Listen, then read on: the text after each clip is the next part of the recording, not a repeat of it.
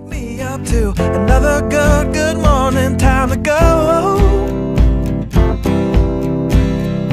Got that smile upon my face, 'cause there's excitement in the chase, this I know.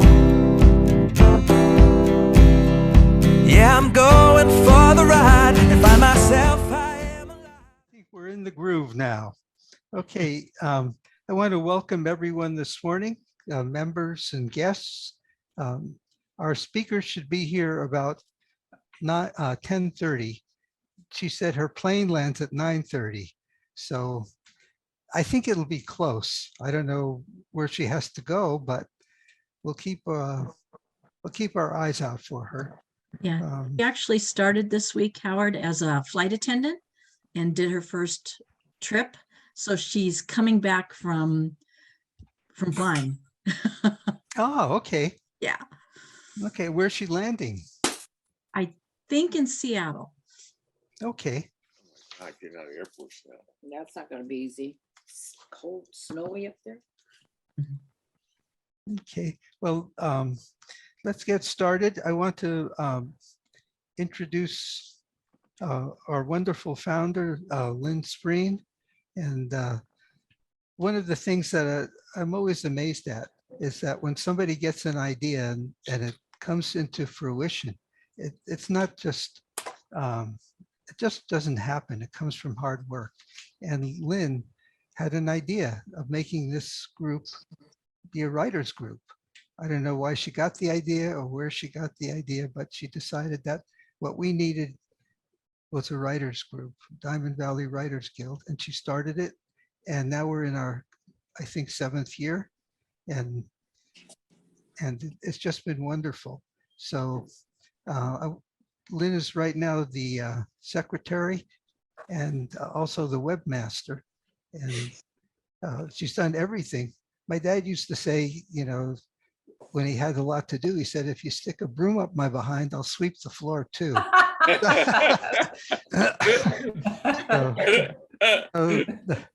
Let me just introduce Lynn and have her say a few words. Well, thanks, Howard. What a nice thing to say. It was purely selfish. The reason that I got the idea was I was tired of driving to Palm Springs because I was a member of the Palm Springs Writers Guild. And also I had this idea that if we could, you know, if we were doing something like having a book launch back in the days before masks and COVID and everything, it would be nice to have, you know, local activities where we could have a book launch at somebody's house or at one of the, you know, businesses in Hemet. And all of us could get to know each other and see each other even outside the guild. I thought it would be a neat way to find people who were like me, you know, people who wrote and loved the written word and loved the creativity of it, and geeked out on the technicalities of it, you know, like marketing and all that kind of stuff, and didn't want to drive to Palm Springs, especially if there was alcohol involved. So that was selfish on my part, but I will tell you, I will never forget, in, I think it was August of 2018. It was later, maybe because it was fall, it was cool. But I had a meeting at my house and there were about a little over a dozen people sitting around my dining room table. And we were talking about it. Well, what would it look like? How would we run this? Who would come? Where would we have it? Would we charge dues? And I said, you know, I feel really bad about this, but I think we need money because, you know, we're going to have a website and stuff like that. And all of a sudden, I remember Ray Straight, like, well, maybe not Ray Straight, but somebody, some guy, leaning back and pulling out his wallet and throwing $20 in the middle of the table. And then everybody followed suit. Everybody, probably about Ray Straight. But anyway, I'm just teasing him in absentia. People were so excited about this idea and they were so enthusiastic to help and to do whatever they could do. And I'll never forget that. Somebody designed this and somebody designed that. Everybody just volunteered and we were all so excited about it. And then getting together in person has always been so much fun. I'm looking forward to going back to those days. And I hope that at some point we can, and we will have a place to meet. I'm not sure if we'll be able to get back at the library. Michelle has been working on that a little bit. But we are hoping we can find a location where we can finally get together again, and then after the meeting, break bread. That was rich. I love all you guys, and I wish that we could do that again. Yeah. Valerie, you have a question? I don't have a question. The CDC a few hours ago lifted the mask mandate, so we don't have to wear masks anymore. Isn't that amazing? That's a good thing. Yeah, that's just amazing. Yeah. So is Michelle around? Michelle, are you here? She's disappeared. She has disappeared. She is the one who's working on trying to find another location. Like I said, I don't think Howard, am I going on too long? No, please. Okay.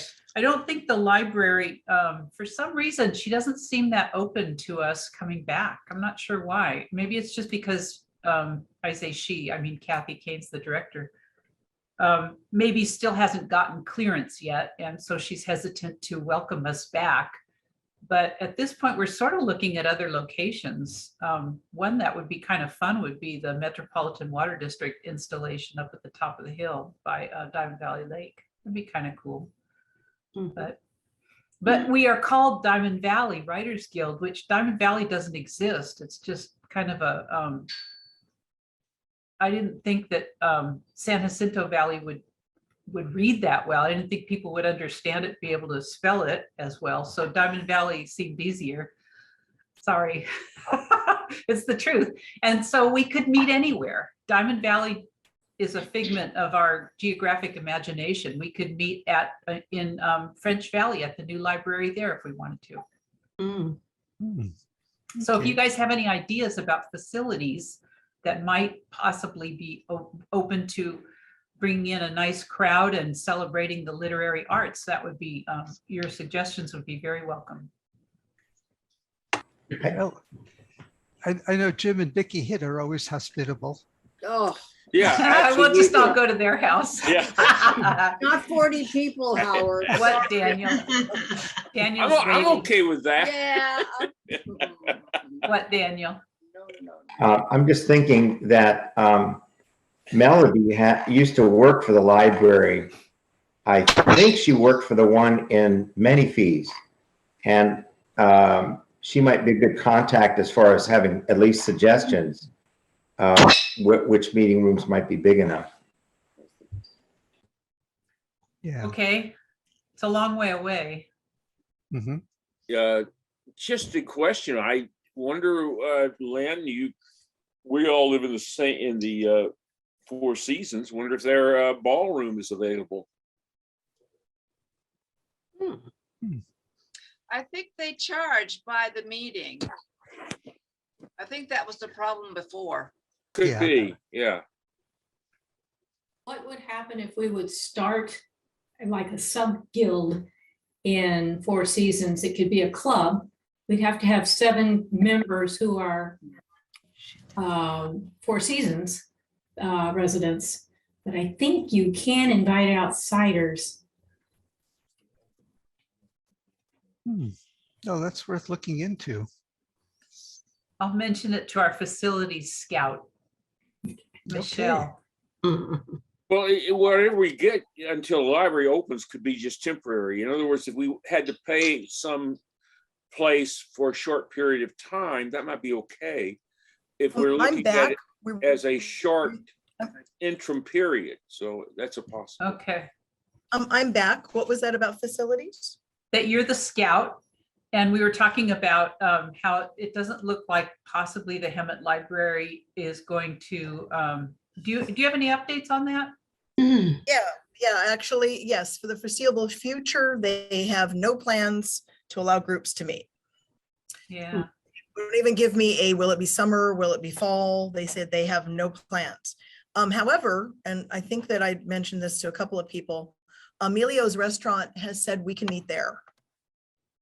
They won't charge us, but there won't be any waitress service or nothing until noon. So the owner is there early prepping. They don't open until noon, but they said that they'd let us meet there in the room. And then of course we usually go there for lunch anyway. So at noon, the waitresses arrive and they could take your orders and we could continue our party. So That's pretty good news. We haven't checked out the internet that's there to see if it would sustain Zoom and all of that. We think it will, but I was going to bring that up at the next board of directors meeting, which is next Tuesday. No, not next Tuesday, the one after that. Yeah, It's the 8th. Second Tuesday of, Oh, I'm ahead of myself. Thank Okay, God. it's the Tuesday I get back from Texas. That's why I'm out of state, so nothing's happening till the 3rd of March in my brain. So Okay. I apologize. all right. What about the Metropolitan Water District? Have you had any luck with them? Zero luck. Zero, okay. Yeah, and Jessica, who went to school there, went to middle school there, says that she does not believe the internet building will sustain us. Okay. She said it's Well- really bad. It's really Ooh. spotty in that. Oh, well, thanks for your efforts on that. Yeah. You're welcome. What's the capacity at Amelia's for that room? Do you I know? think 80, right? I think Oh. about 80. Okay, that should take Wow. care of us. We never have had more than probably 50. In Which person. room is it? The back room where we normally have lunch. What? On the east side then, Sounds like a, or the west side? you're lagging. Uh-uh. We can't hear you. We've So had on the- lunch, Okay, we've well, had lunch on both it's- sides, both the east side and the west side. So I'm asking which side it would be. Well, I think Diamond Valley Writers Guild has only had lunch in the back room. I don't remember being in the front room ever, but we're in the back room, and that's the one that's by the back patio, which is to the left when you come in the door. That's where they have events and group meetings. So we've always been back there. Okay, and how early do they serve cocktails? When they open at noon, if you need a cocktail, you can get one, Howard. Okay. what they make flasks for, I guess. Yeah, they even have margaritas to go. So there you go. No, I remember eating in two different places there. A bigger area, which I think you're talking about, Michelle, and then there's a back area that's closer to the restrooms, which is also connects to a dining room. So I think the place that can be closed off is what they must be talking about. What is that It's- sound? Yeah, That's his there's- bird. That's his There's bird. Oh, yeah. the Thank you. front of the restaurant Yeah. is where they seat patrons, on a regular basis. The back of the restaurant is normally open for groups. So it's the room when you walk in, you turn left instead of right. Oh, good. That's a good one. Yeah. It's the one we usually have our lunches in. Yep, that's good. So it's a matter of juggling what speakers we have that can't be here, because we really can't go live with some of the speakers we have coming up because they're not local. And so we're trying, those will be conversations at the next board meeting, and anyone who's interested in attending the board meeting, of course, you're always welcome, whether you're a board member or not, but those will be discussed and we might make a decision as to when we're going back live, which would be fabulous. How fun. Okay, well, let's move along. I want to go to the part where we have successes, where people who are writing, actively writing, can talk about what they're doing and what successes they might have had. Does anybody want to start off? Sharon, Yeah, Karen. I don't think I reported. Can you hear me? Yeah. Yes. I don't know if I reported this last month, but I was asked to write an Easter play. So Suzanne, who also belongs to the Diamond Valley Writers Guild, and I wrote an Easter play. However, we can't find any actors or actresses. And so if you know any, we need 2 teenage girls for the leading parts. Wannabe actresses or actresses that could pass for 17, 18, 19, somewhere around that years old. That's what we're looking for. And our first rehearsal is today, and we don't have any actors. So the high schools, this may be a play for next year. We'll see. can you check the high schools? It's a Drama departments? because of politically correct. It's a Christian play and they won't announce it for us. Oh, Stupid. Well, how about somebody who self-identifies as a teenage girl? Daniel, are you stepping up? Okay, Karen, Yes. if you get me the information, email it to me. Jessica's Sure. not on the meeting because she's getting on an airplane in about an hour to join us here in Austin. She was a Okay. day behind us, but she has a direct link with the theater director. And even though you can't get official information, he may be able to say, hey, if you're interested in audition possibilities, here you go, to his class. Okay? Okay. All right. Thank you. I will send it to you. Good idea. And call up to the college too. They have a good dramatic arts program. It's a Christian play. So what? Maybe they'll do it. You can ask. Well, you would think that they would be able to put it out to the students and let Mhm. them make the choice whether or not they're interested in being in a Christian play, but they so far have not been forthcoming in, No, that would be freedom of speech. We can't have that. yeah, forget that. There may be at a college a Christian group that you could somehow announce it to. Thank you. oh, like Loyola or one of those Christian colleges.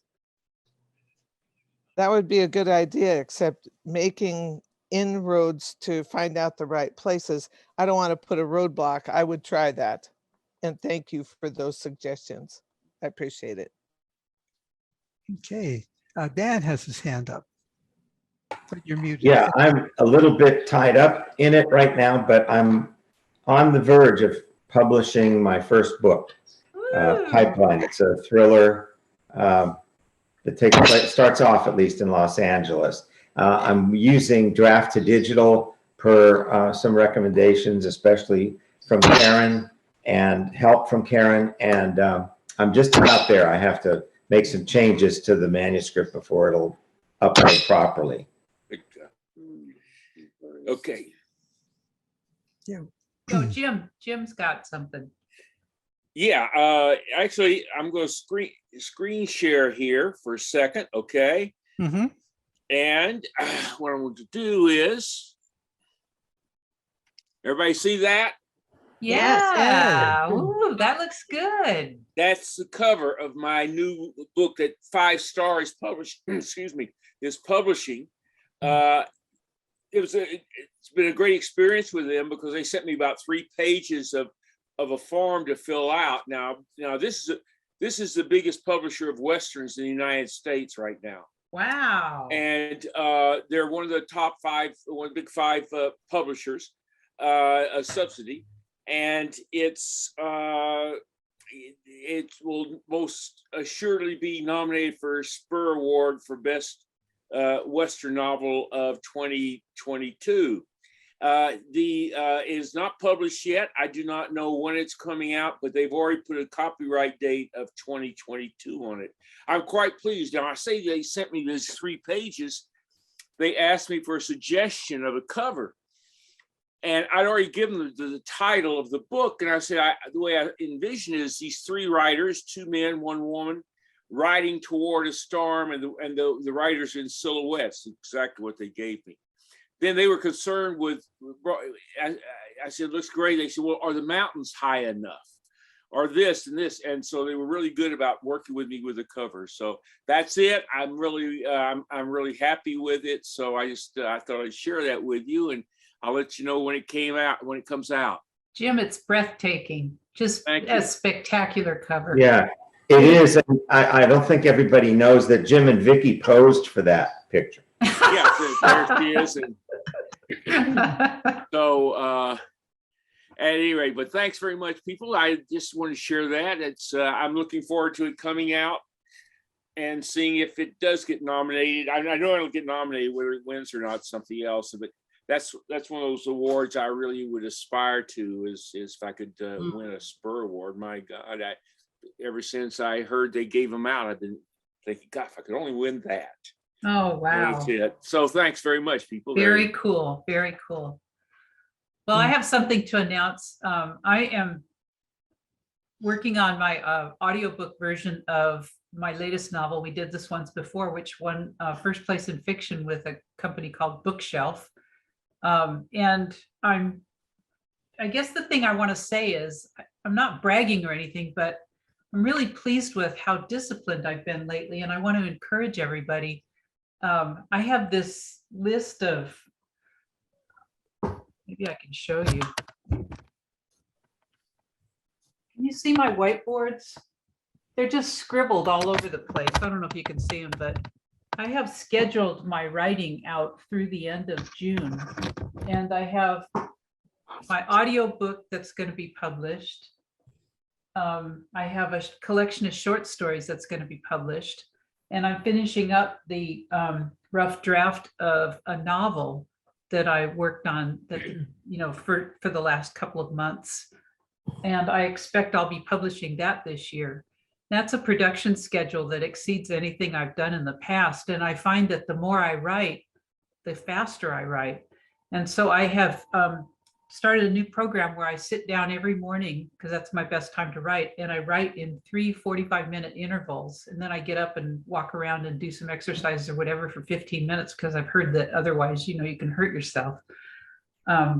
And I have found that in those 3 15-minute intervals, I'm capable of writing as much in a normal day as I would have slaved and struggled to work to produce in a normal nano marathon day, like close to 2,000 words. So it's like, the thing I want to say is to encourage you that sticking to a routine really does help. Don't get too far away from your work in progress. Go to it every day. Even if all you can do is just one session, and get up and move around and dictate and think about your work in progress, and then get back to the desk and work. For some days I feel like I'm not capable of doing good quality work, and I despair that I'll ever finish what I'm working on. But I have faith that all I have to do is just go back and honor my routine. And I sit down and I just work. And you know what? It happens. So instead of waiting for the muse or for some divine bolt of lightning to inspire me, I just slug away like I'm mopping floors, and it's working. And I'm really actually having some almost religious experiences in the course of it. Like, you know, making myself laugh or cry like an insane person, you know, and then I go out and tell my husband about it, and I'm really choked up about a certain scene, and he's humoring me. So I recommend just get yourself into the chair and go there regularly. Don't get too far away from your work, and it'll come together. Lynn, yeah, is your routine 15 minutes or 45 minutes before you get up? I do 45 minutes, and then I get up and I walk on the treadmill, or I do a little house cleaning or something like that. So 45 minutes working, 15 minutes walking, 45 minutes working. I do that 3 times, and I keep track. I have a notebook that it's like a work schedule. And every day I write down what I hope to accomplish and what I accomplished. And somehow that amount of routine really helps me. Just That's a thought. discipline. That's wonderful. Yeah. You know, I have to support you on that. I didn't think I had a routine, but I do in some way. When I get up and I come check my email, and then I look at what I've been writing, and I start. And then my wife comes into the room after a while, and she says, "Don't you want to get dressed?" And I'm sitting there naked, and on my way to the shower or something. So, but you know, you forget, you know, and then you just keep going. So there is something about the moment where you feel it and you do it, and then I can get dressed later. So it's not a big deal. So. Now I know Jim Hitt has a really solid work ethic. Jim, you said you try and do 1,000 words a day, right? You're muted, Jim. Trying to unmute there. Okay, the answer is yes, but there are days when I can't write 1,000 because I have to do rewriting. Mm-hmm. And so, but what I've done recently is set myself 1,000 words a day, but that doesn't mean I write 1,000. Like I've written 1,000. The next day, my goal is 2,000. Well, if I write extra, then I kind of build in a day that I could take off and do just nothing but edit. So I've kind of gone to that way of approaching it. And mornings are my best time too, Lynn. Like this morning before the meeting, I managed to get about 250 words. So I try to write in the mornings when I'm feeling at my best. Yes. But you know what? It really depends on who you are and where you are at your best. Some people are certainly better in the evenings at night. I don't understand that, but there are people who are better at doing that, they say. I have to be fresh for me. And but every morning I'm at my computer, and after my wife and I spend about an hour and a half, 2 hours around lunchtime, and then I come back and write some more in the afternoon, and then that's it. So I quit somewhere in the 4 or 5 o'clock area. I'm finished.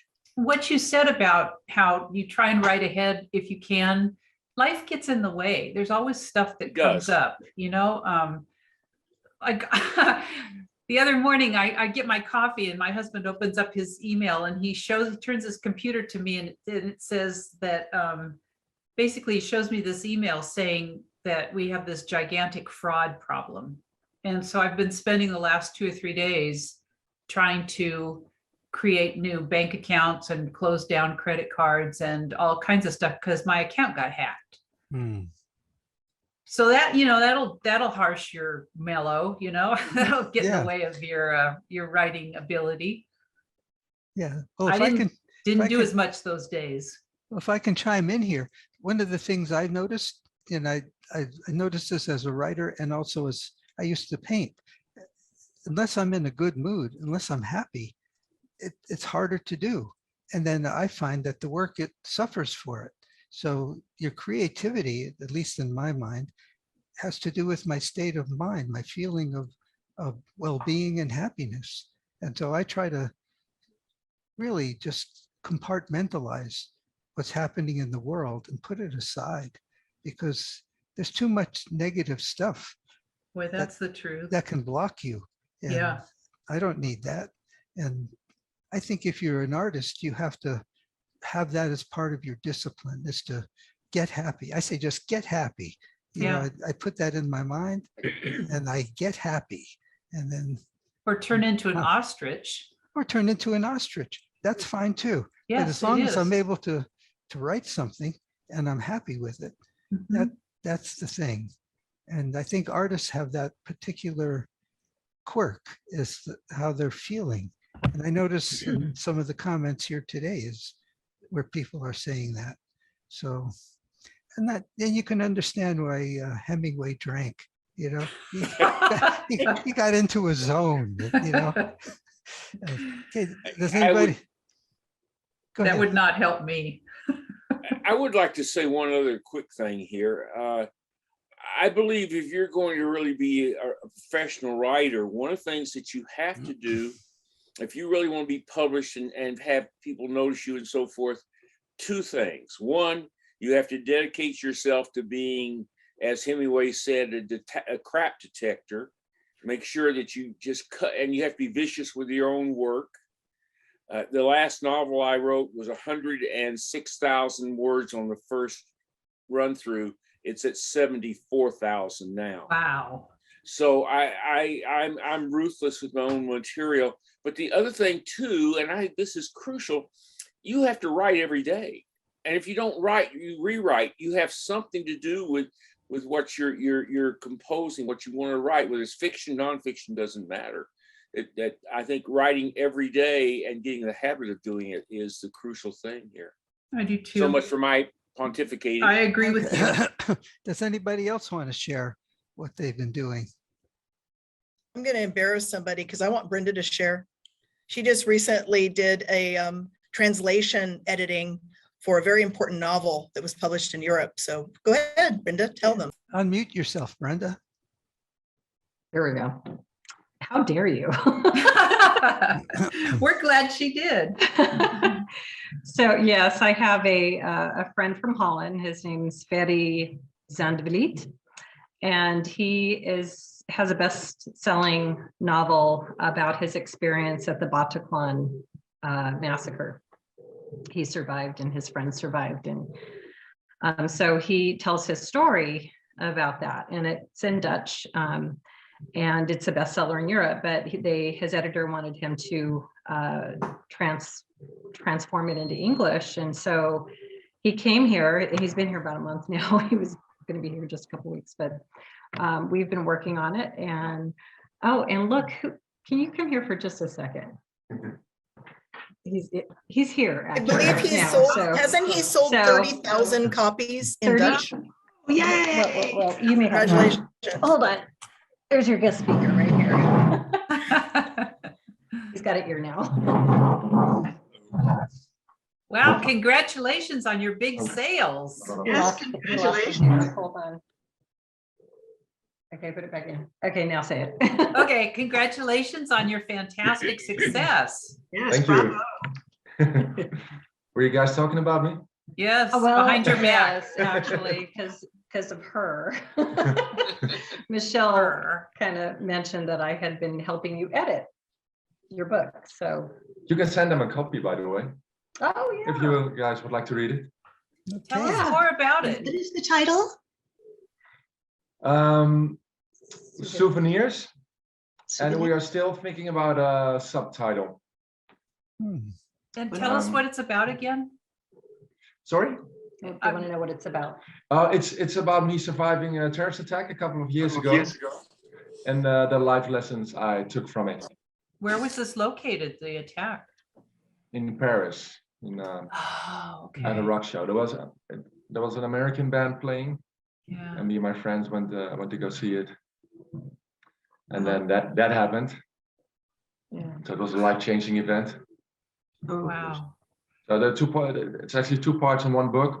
One part is about what happened that night, and the other part is about how it changed me the years after. All the life lessons that I hope the reader can also relate to. It's brave of you to write it. Thank you. And we're glad you're here. We're glad you're here and survived it to write it. It brought me to Hamed. Yay! What more do you need in life? Have you written before? No, it was the first time. No, I'd never thought that I was capable of doing that.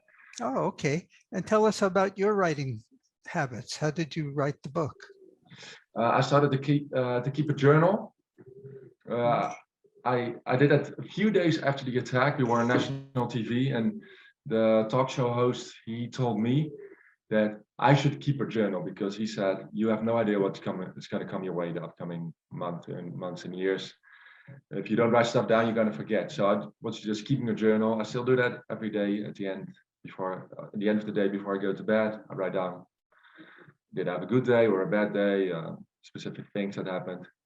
So I thought, wow, this is almost turning into a book after like 2 years.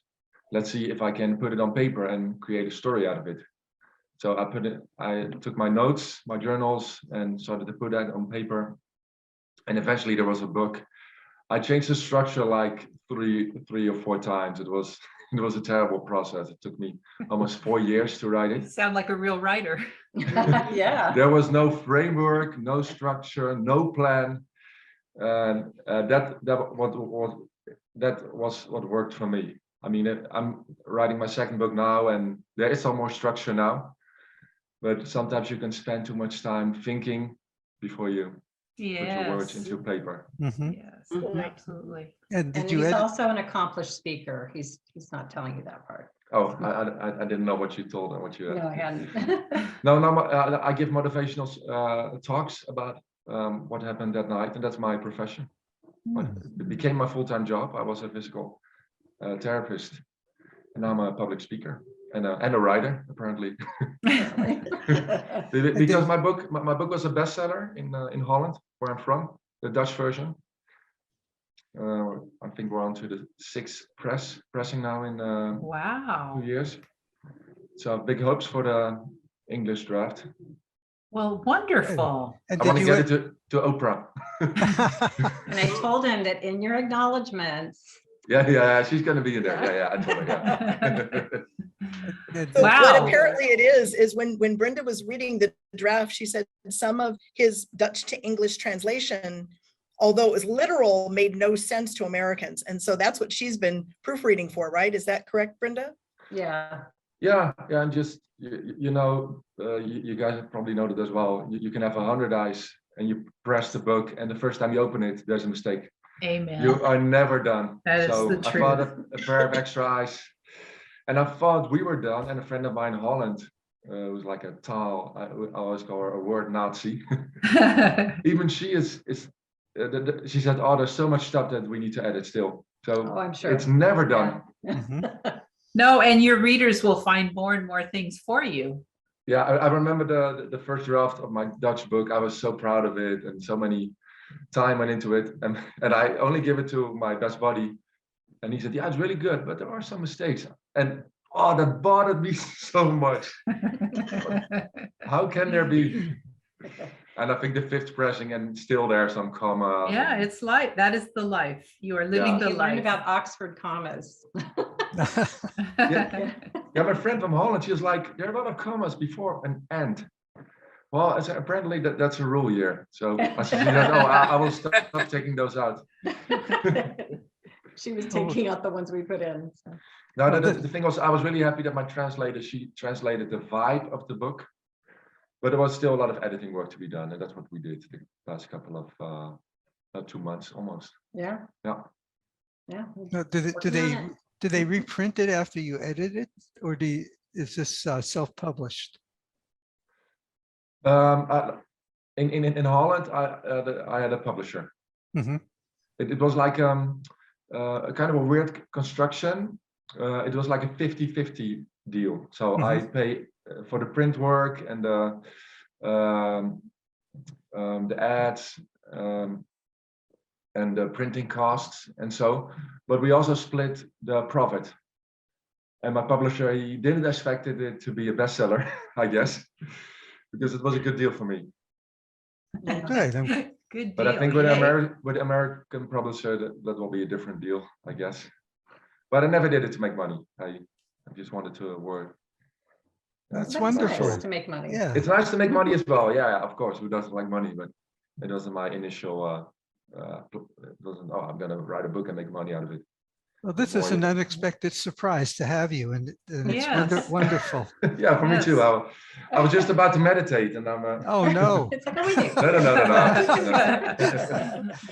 No. Well, we wish you the most success and thank you for Thanks. stepping in. Thank you. And but Brenda's gonna send you guys a copy of the final draft. So Oh, be easy beautiful. on her if there's still mistakes in it. Thank you. Okay. I'm bye. not the only editor. No, just kidding. Oh, All right, that's thank fun. you. Yeah. He didn't know he was going to be in for an interview. Well, surprise. Yeah. Is there anyone else who wants to share what they've been working on? Oh, that Crickets. Phone X. I don't know who that is. Okay. Well, I'd like to share a little bit about what I've been doing. I've been through the process of editing my second volume in my new series, Henry Sampson, Private Eye. Not Henry Sampson, Finder of Wrongdoing. And I'm writing the third volume. The first one's already out. And I'm also writing on Substack, and I write a weekly column. And between the editing and the writing the new book and writing on the Substack, my time is pretty well filled up. And I've been enjoying writing the weekly column so much. I've been getting some great feedback on it. And I'm offering it as a lighthearted diversion from the heavy news of the day. And I try to pick subjects that are a little bit unconventional and that yet arouse people's curiosity. The last column I wrote was on cup of noodles, and And it was very interesting. I on a cruise to around Japan. We started in Yokohama, and I looked to see what's there to do in Yokohama, and they have a Cup of Noodles museum. So my wife and I went over to the Cup of Noodles museum, and it was great. You could make your own cup of noodles. They showed you the guy who invented the cup of noodles and how hard it was to make this product work, and it took him years. And his name was Momofuku. His last name was Ando, and Momofuku was just a workaholic. And the last part of his task was to get the noodles. He shaped the noodles to fit in the cup, but when the cup was put down, it would fall over because the noodles weren't balanced. He couldn't get it into the cup. The noodles would tilt to one side or the other. And so he worked on it, and then one day he had a vision, and he filled the cup upside down, and he put the cup on top of the noodles, and then I guess flipped it over, and that eliminated that tilting problem. And now the cup was stable. I thought, this is ingenious, and it really captured me in some way. And now I had the opportunity to write about it. And these cup of noodles, who hasn't eaten a cup of noodles? And they're all over the world. I went shopping yesterday, and this guy was buying a whole big package of these cup of noodles. And so I said, this Momofuku guy, he really did something marvelous. And so that really was the nature of my column. And so it lets me explore little curiosities that intrigue me. And I had one where I wondered, like anchovy fillets, how do they fillet these little anchovies? Only you, Howard. Hey, by the way, did I miss my report because I was off of Zoom No, trying to we haven't gotten down there No, yet. we're not. Okay, I didn't know. Yeah, I no, wasn't sure. You're fine. But the anchovy, you open a can of sardines, the only thing missing is the head, but you got the tail, you got the fins, but not the anchovy. The anchovy is a fillet. It's just the pure little meat of the anchovy, which is much smaller than the sardine. How could that happen? Nobody really knew. And I asked around. So I wrote a little story about it, and I submitted it actually to Straight Jackets, and we'll see if it's accepted. But it was something that intrigued me. So my column is focused on that kind of thing. And What is Substack for those of us who are not familiar Good with? question. it's a journal. It's a newspaper type of thing, but online. You know how everything's gone online, and newspapers are not printed much anymore. If they are, they're very narrow. And so people are reading online. Well, there are journalists who were unemployed because newspapers were folding left to right, and someone created a place for them to go. And that place is called Substack. So, and there are some famous journalists who write on it.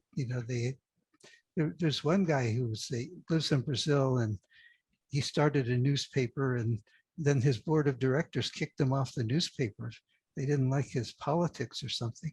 And so he went to Substack, and he's doing very well. So, and people can subscribe. If you get a large enough audience, people can subscribe. If you want to do that, you can make your writings available for free, or if you have an ardent following, they can pay $5 a month or more. So it does provide the possibility of income if you have enough followers. So there's a wide variety of things on there. They have cartoons, they have strange little focuses of people's hobbies, and anything you can think of. So it's kind of an interesting and curious thing. So I said, that's where I belong. So that's what I've been doing. I put the link in the chat for you, Howard, if anybody wants to pop over and read Howard's writing. Oh, thank you. Thank you. That's very sweet. Okay, is there anyone else who wants to share something? Okay, I don't see any hands. So let me go to the next. Any hands over here? No? Okay, then let's move on. The Straight Jackets magazine. And I just want to say a few words about Straight Jackets before I introduce Ellen and Cheryl. Don't forget Joe. Don't forget Joe Lynn. And Joe Lynn. Okay. And the Straight Jackets magazine is one of the hallmarks of our guild. There aren't very many, I don't think, writers groups in this country, or who knows, maybe even the world, that have a magazine. And you have to be, I won't go through what it takes to be in the magazine, but it's such a high quality magazine that I feel compelled to say something about it. It's better than magazines that are published where they charge for them. And if you're a writer, to have a source where you can have your work be published, it's just a wonderful thing. And in the beginning, I think Jim Hitt was the editor and Vicky was doing the beautiful artwork. It just looks so great. And Ellen stepped in later and changed the format of how it's published. And everything is just wonderful. I can't say enough about it. So let me introduce Ellen and have her speak to us a little bit about the magazine. Hey, thanks, Howard, for the plug for the magazine. So now that we're all inspired to be disciplined, or maybe in my case, not so disciplined, but inspired nonetheless to write, we have a wonderful outlet for your writing, Straight Jackets magazine. We are gearing up for our spring issue, and the deadline is March 15th. So you have plenty of time, 2 weeks plus a few days to submit to us. And please submit to straightjacketsmagazine@gmail.com. And we all know straight is STRAIT. If you'd like to look at the magazine and haven't yet, go to straightjackets.org, STRAIT, jackets.org. And it's what's wonderful about being an editor, and I'm sure Cheryl McGuire, who is our managing editor, and Joe Lynn, who is an editor, we really enjoy reading your work, and there's such a variety. In the winter issue or the fall issue, we had, just to name a few, we had a great story about a wet camping trip from Greg Porterfield. A book excerpt about a fox hunt from Rebecca Miller, an ode to sangria, which was a toast to a friend who was not doing well, by Melody Erickson. Poetry by Erin Schalk called California, about her personal paradise, and poetry from Howard, who was dry docked. And so we have a great variety of things, and some are serious and some are lighthearted, and everything in between. So whatever you're working on, we would love to see it. We encourage you to send. I see faces here of people we have published in the past, and we haven't heard from in a while, so get your pens going. We'd love to hear from you. You do have to be a member to submit. 1,500 words is what we're looking for, but we're flexible. And then for more details about what we're looking for in terms of format, go to the magazine and click on Be a Contributor, and you'll find all the information there.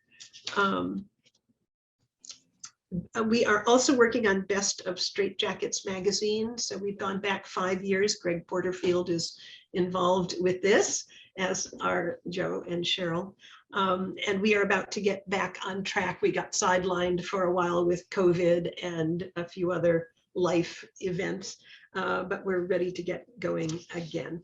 So have I forgotten anything, Cheryl or Joe? No. Okay. All right. So we're looking forward. March 15th is the deadline. Submit your work to straightjacketsmagazine@gmail.com for consideration, and we're looking forward to reading your work. Oh, thank you, Ellen. I want to call on also Cheryl and Joe. Editing is one of the great things about the magazine, and to have people who step up to edit, and then and they send you little notes if you don't do right. So but to take the time to do that, it's just terrific, and they're such good and focused editors. So let me introduce Cheryl McGuire. You want to say a few words to us about your standards, Cheryl? Or Well, I find it interesting, actually. I sent a piece to Joe and Ellen. I can't even remember what it was called, where it was a piece that I came across, and it was written all in one sentence. Correct. Do you remember the name of it, Ellen or Joe? What that was called? I don't. Okay. Anyway, it seemed like, if I remember right, this was a while back, it seemed like it was the perspective written from the perspective of a slave girl, and or someone that was in a position of something like that. But she did it correctly, and it presented, to me anyway, a philosophical conflict in how do we change a writer's voice but when we're editing. So I had presented the question to Joe and Ellen, just superficially, but I wondered what we would have done with that piece. We have broken it into sentences, periods and different things like that, and completely changed how it read. So I find editing interesting. I actually love doing it. But there is a greater question on author's voice. So it's a fine line to trot. Right, and I'll just throw in that we're very sensitive to your voice, and yes, we edit, but we want to maintain your voice and not edit that out. Right. I say that's wonderful. This is a new era of writing, and you're right on top of it. It's wonderful. Jolynn, do you want to say anything about the editing? The thing that I appreciate most, excuse me, is that when we've had to go back to the submissions authors, they've been very cooperative in making the changes we've suggested. And it's delightful not to have an argument. So we try to do our best, and we appreciate the authors doing their best as well. Oh, that's great. I know I've gotten a few of those, and they want to change my work. They're taking out this little thing. Oh, come on. No, but they were right. So you have to give into it. It's just part of the writing process. Okay. Now let's move on to Michelle about membership. Unmute yourself, Michelle. I did. Okay. So I'm very pleased actually thus far with the renewals, and some people have come back that maybe in 2020 or 21 they thought, oh gosh, no use in joining because we're not going to have any meetings. Well, they came back because they realized we're still having meetings. So that's nice. A lot of new people have joined. We're doing some outreach as well to the high school at this point through the theater arts department and the creative writing department. It's been a little slow because of timing to be able to actually get in the classroom, but I believe Jessica, who's our treasurer, is going to be speaking to their class in 2 weeks and outlining our program, because he's making that part of the curriculum for them to attend our meetings, I believe starting next month, which will be kind of nice. The theater arts and creative writing director over there at Hammond High School. So there's some outreach going there. I'm gonna also send over to you through the chat. The membership benefits are that you get to vote once a year for officers, and you also get to run for office if you're interested. And we always have room for more volunteers, trust me. In fact, we're looking for at this point a new an apprentice webmaster or mistress to apprentice under Lynn so that they're ready to potentially take over that responsibility in October. So if anyone is interested in learning how to do that, that would be fabulous.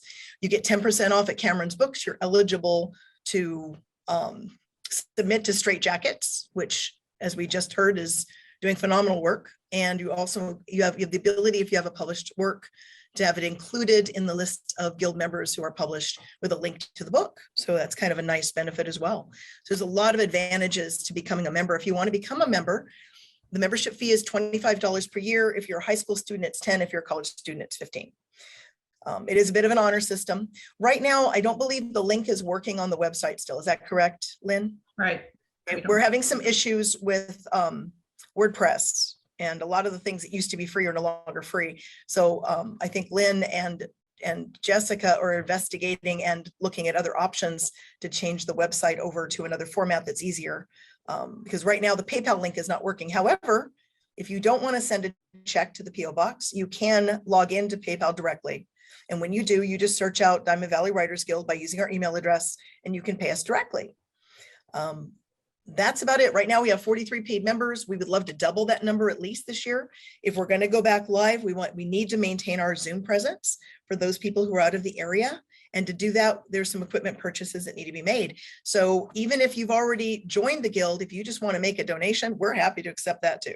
Because as I said, we've probably got about, hold on, my technical guy's next to me. Liam, about how much is it going to take? About $1,500 for web stuff. Oh, to do the live stream stuff. Hold on, he's thinking. We hear the wheels turning. He had done some preliminary stuff, and I think it was $1,200 to $1,500 worth of equipment in order to do a live stream with interaction. But it wouldn't necessarily have to all be at once. But it wouldn't have to necessarily be all at once. Some of the equipment we actually own that we could let the guild use temporarily until we get everything up and running. However, to do that, we do need more members to justify the expense. So get out there. If every single one of you found one person who isn't a member and talk them into joining, that would go a long way toward helping for that effort.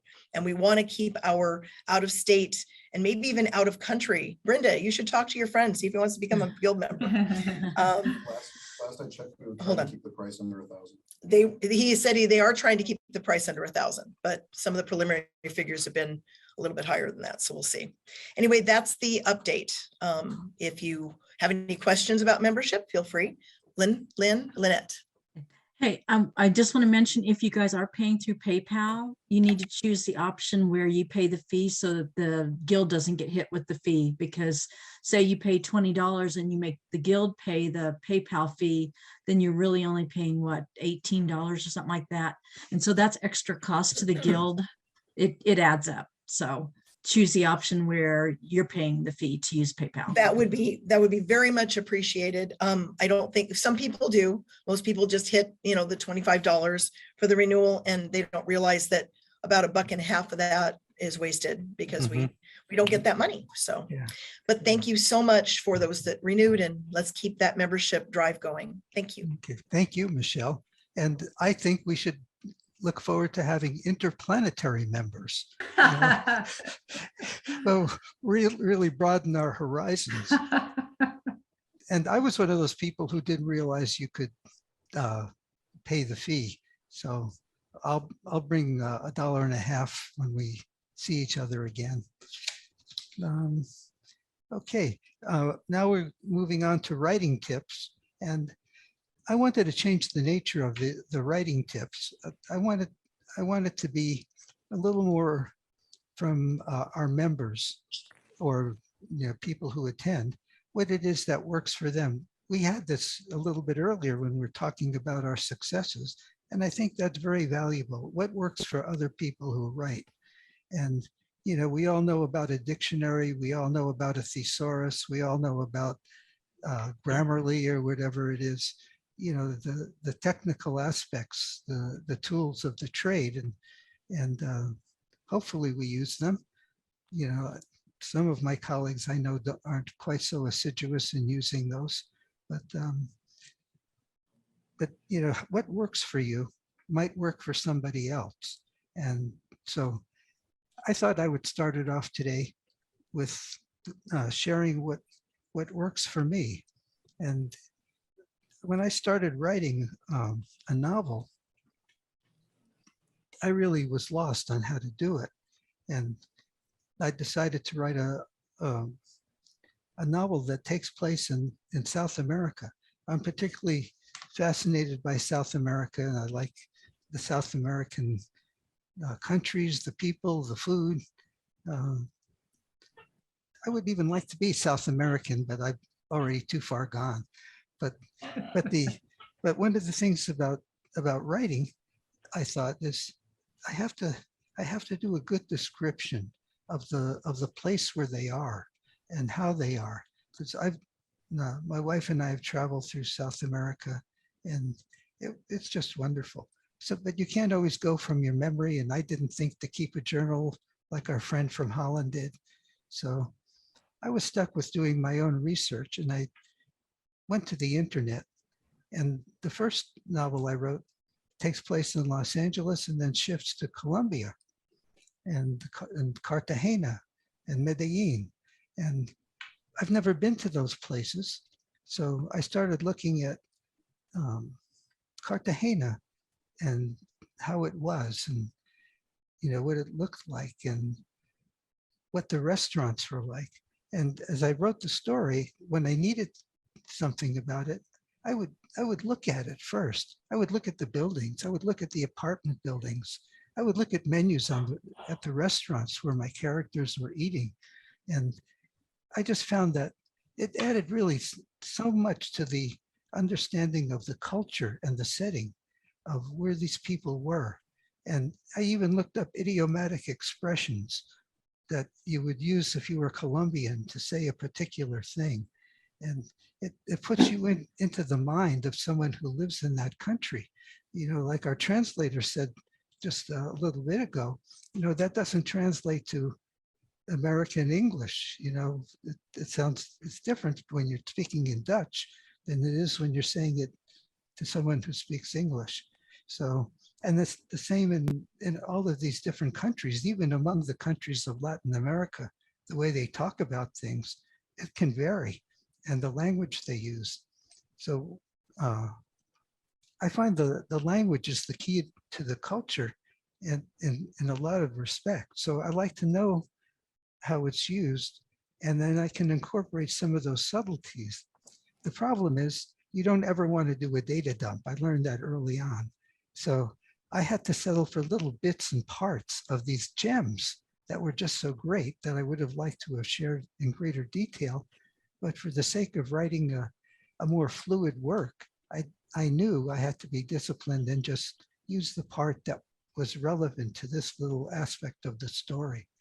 And so I learned to do that. But it really, I think, broadened my interest in writing the book.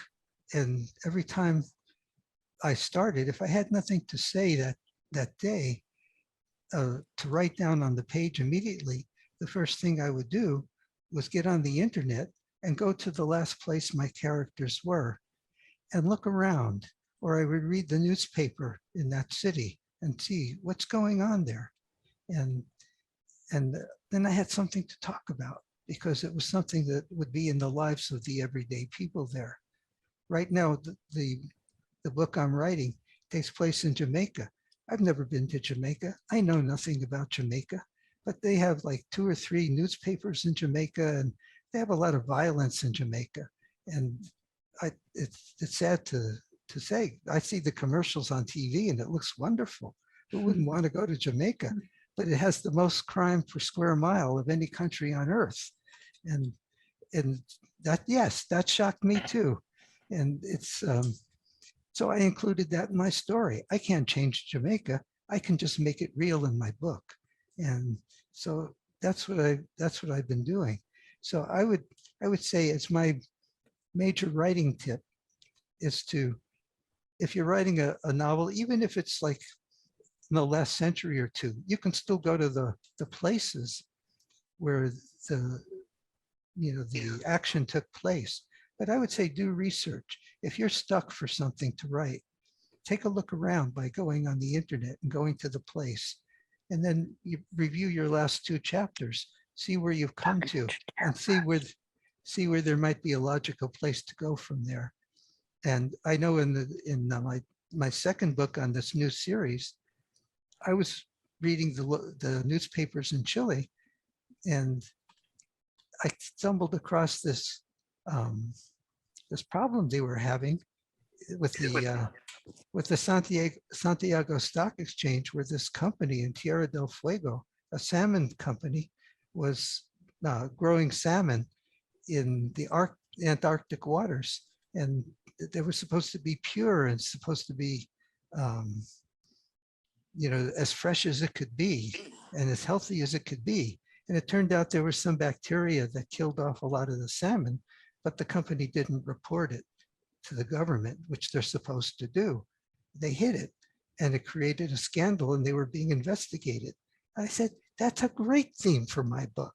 And so I took that in and I said, I'm going to use this, because even I had to change the name of the company and all of that. But in South America, and especially in Chile and Peru, fishing is their major industry. So here's someone in that industry who is being crooked.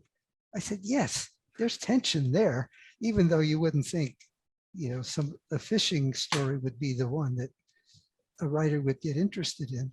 But, there was crime involved, and it was great. So in that book, my character is a forensic accountant, so he likes looking into the money. So anyway, that's from my perspective of how I see my writing, and I hope what I've shared has had some interest to you. So that's it. Thank you, Howard. Okay, and next time we meet, I'm going to call on one of you to share your writing process, what motivates you, and more than just sitting down. I know Lynn is a very well organized person, but there's more to her writing than just sitting down. And I'm sure there's things she could share about how it happens. And all of you know how you work inside, and some of the things that you think and some of the things you think to do are valuable to other people. So we'll get you to share them as the months go on. Okay. How are we doing on our guest speaker? Any word? I'm here. She's Hi, here. Howard. Oh, Angela. All right. Oh my God. I was listening to you talk about Jamaica. Yeah.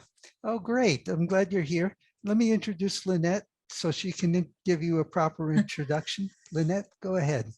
Okay, well, I'm really excited for you guys to hear Angela's presentation today. I heard her speak last year, and I was excited to get her to agree to come talk to us. So I think what's really exciting about it is we have a mutual common goal as writers to put words on paper, to capture the human experience. So it doesn't really matter what genre we're writing in. We all have that need to capture our thoughts and share with others. So I'm going to turn it over to Angela, and she's going to talk about the writer's journey. So welcome, Angela. Yes, Thank you. welcome. So I'm gonna try this share screen button and see what happens. Okay. Because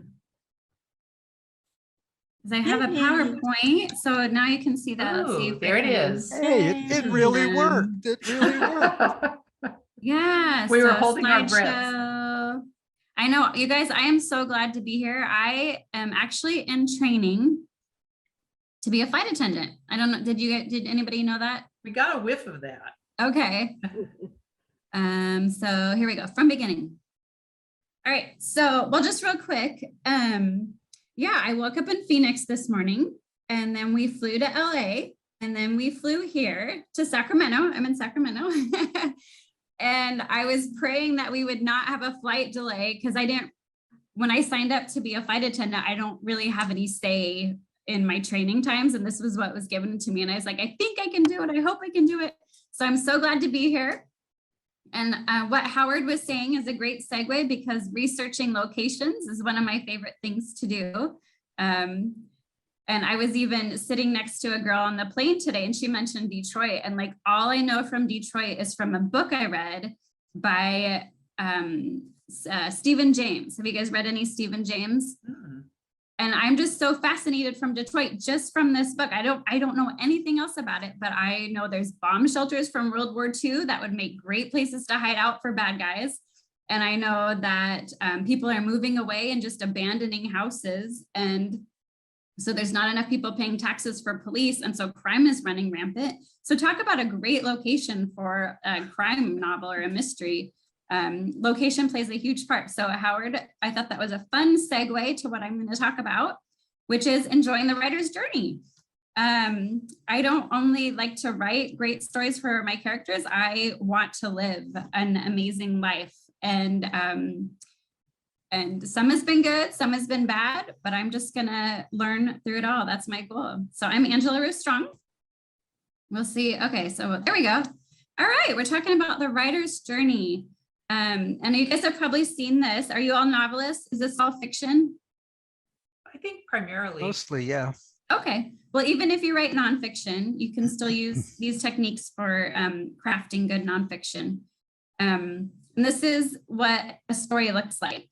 There's the beginning, the rising action, or as Bill Myers would describe it, like you're headed somewhere and then there's a wall that gets in the way. And so you have to have enough of a motivation to climb that wall. And then you get over the wall and you think you're headed back towards your goal because this is where you want to go, but then there's a higher wall. And so you just have to keep climbing, your character has to keep climbing those walls.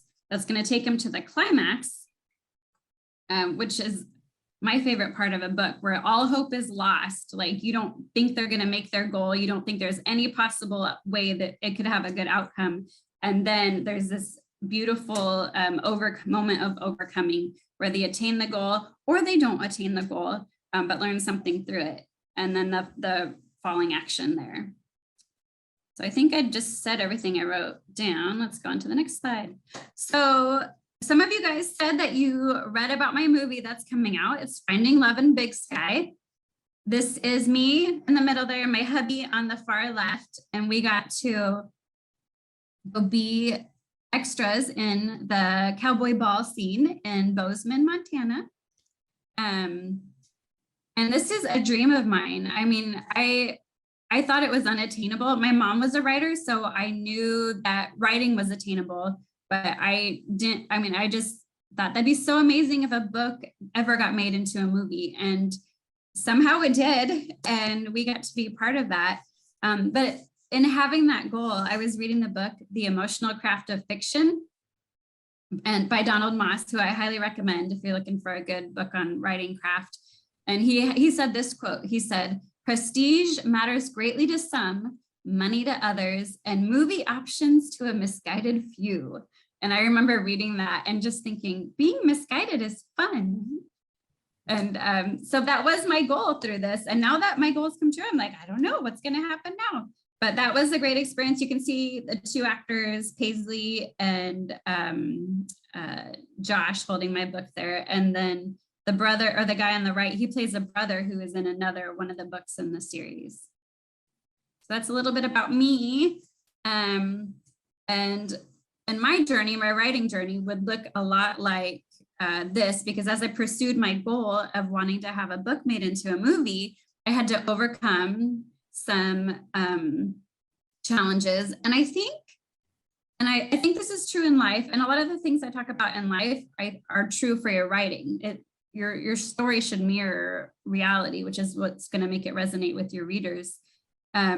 But I think that point that they call it the inciting incident, and you see the little red dot there where gifts are used immaturely. I think the inciting incident is so often like the flip side of the coin. It's like your weakness that gets the character in trouble, whatever their weakness is. But on the flip side of the coin is their strength. And as their gifts grow from the weakness to the strength, their gift is going to be used more maturely. And that's what's going to be able to help them overcome. Like if you think of Star Wars, Luke was wanting to go fight the Jedi, but he was immature. And that's what started everything with him trying to rescue Princess Leia on his own. That's what got him into trouble. But as his gift of the Force grew and it matured, that is what helped him overcome in the end. And so that's how I kind of like to picture my stories, because we all have gifts. And we all have strengths, and we all need to grow to use them. Otherwise, they're going to get us into trouble. So what drives you to grow? And it's going to be different for everybody. And I stole this from when I was going through premarital counseling, and we were talking about spending styles. And so I took the spending styles, how we spend our money, and I stuck it with how we spend our time writing, like what it is that we're working towards as we write. And so some are working towards status, and those are the one who enter awards contests, they pursue interviews and bestsellers lists, who get endorsements from who's. Now, none of these are bad. These are just different motivators for each of us. So if you know what motivates you, that can be where you focus on your time and growing your strengths that way. Another motivator is stability. So some people stick with the same genre, they stay with the same publisher, they use the same formula because it's stability that they want for their writing career. That works great for like Susie May Warren or my friend Lisa Phillips. I'm from Boise, if you didn't know that, and that's where Lisa's from. And she's just doing great things with having a formula that works for her and doing it over and over and over and busting out books faster than I can read them. That's not my style, but that works for her, and I love that for her. Control. So those who like control are going to probably do better with self-publishing. They're going to learn to use ads. There's Amazon ads, there's Facebook ads. This is not my strength. This is not where I excel. It makes me want to pull my hair out to try these things. But there's people who are great at it, and in being able to control, that being their strength and their motivation, they can use that to teach others to do well and sell their books well. As for me, what motivates me is enjoyment, which drives my agent crazy by writing an assortment of genres. I put myself out there in embarrassing ways. I try to be best friends with everyone. And as you can see here, this picture here where Captain America is reading my latest book, that was actually Janet McHenry. She's another writer from California. And so she's like, Angela, I want a selfie with you and your book. And so I said, well, let me photobomb you. And so she held my book and I stuck my thumbs up in the background. And then people were like, oh, I wish I could have a picture like that. So I took her face out and I was like, okay, anybody can have me photobomb you reading my book now. And Dave Barry, I think it is, sent me this picture with Captain America, which actually fits the story because the story is about a list from the 1950s on how to get a husband being used by a modern day woman today. So I think Captain America would approve. So growing our strengths, this was a really interesting strength test that I took, like a personality test that I took that I hadn't, it's not one of the common ones. It's different. And I believe it won a Pulitzer. All right. Now what's the other P? There's another award that starts with the P. I don't have it open so that I can see you text messaging. So if you're answering me right now, I can't see that. I'm sorry. Are you thinking push cart? Push cart? No. Okay. Thank you. So anyway, it divided your strengths up into how good you are with people, how good you are with doing the work, and how good you are with systems. So I'm pretty good with people, as you can see. I'm pretty good at doing the work. I mean, I got up at 4 a.m. to hand out crackers on a couple airplanes, so I don't mind doing the work. But systems, I'm like, whoop. Like where I mentioned my friend Lisa, who she has a formula that she writes over and over and over and writes a whole lot of books and teaches other people how to do that. That's a system. She's great at that, not me. I like I said, enjoyment. So I like trying new things. And so a lot of my books, I'll read a different writing book with every book I write. And I'll be like, I want to try that style. I want to try that style just because it's fun for me. So the systems things I don't do very well at. But what's interesting is they said the most successful people are those who are high at with working with people and those who are high at working with systems because they create the systems and they get the people to do all the work for them. So I was just fascinated with that. Oh, maybe I can look at the chat here. Nope. Oh yeah. The name of this strength test. I'll see if I can find the name for that, you guys. So in knowing that this is not my strength, I know I'm not going to be Dave Ramsey. I know I'm not going to be, who else? Can you guys think of other people who are good at this? Like Susan May Warren. She teaches people to use her systems to write books. And they are very successful. Jim Rubart. Do you guys know any of these names?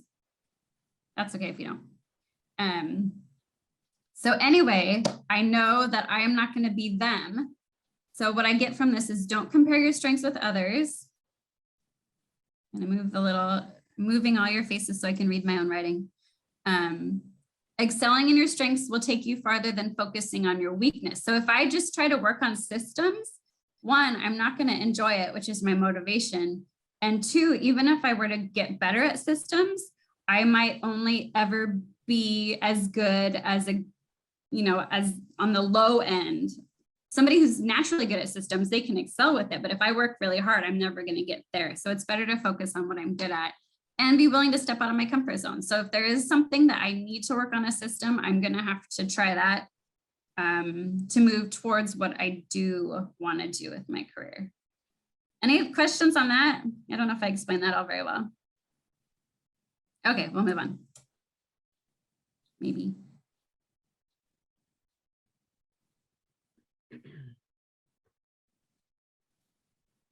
How do I get it to go to the next slide? There we go. Okay, so this is my strength. This is what I'm good at here. These are some fun things that I've done with my writing group. So if you look up in the top left-hand corner, this is when I was writing Finding Love in Big Sky, which is the book made into a movie. I had severe writer's block with that one because I don't know anything about horses and it's set on a ranch. So Howard was talking about researching, open a newspaper or whatever if you need to research. So I got stuck with this book and I was like, I don't know what to do because I don't know anything about horses. So I called my friend who had a farm and I was like, can I come over? And so she taught me about horses, and a lot of the things in that, like on her farm, made it into my story because it just inspired me so much. And here, this Escape This Live, that is my writing group in Boise, Idaho. We were doing an escape room with a pirate theme, which is why I'm wearing a bandana on my head. Because a lot of us are mystery and suspense writers, so it's kind of fun to do that. Over here, this is my writing group again. This is when I was going through cancer. And so I had a whole bunch of wigs and we were at a writing retreat and they're all wearing wigs with me. And then at that same writing retreat over on the far right, Lisa, my friend that I was talking about, Lisa Phillips, she had us decorate cakes to look like our book covers. So this is fondant that she brought. And this is my book, A Cup of Trouble. I was trying to design it to look like my book cover. And we'll just keep going around. So if you go down, that's Jackson Hole. That's another location that I went to visit for a story. It's in Wyoming. And then go over to see my bloody thumb.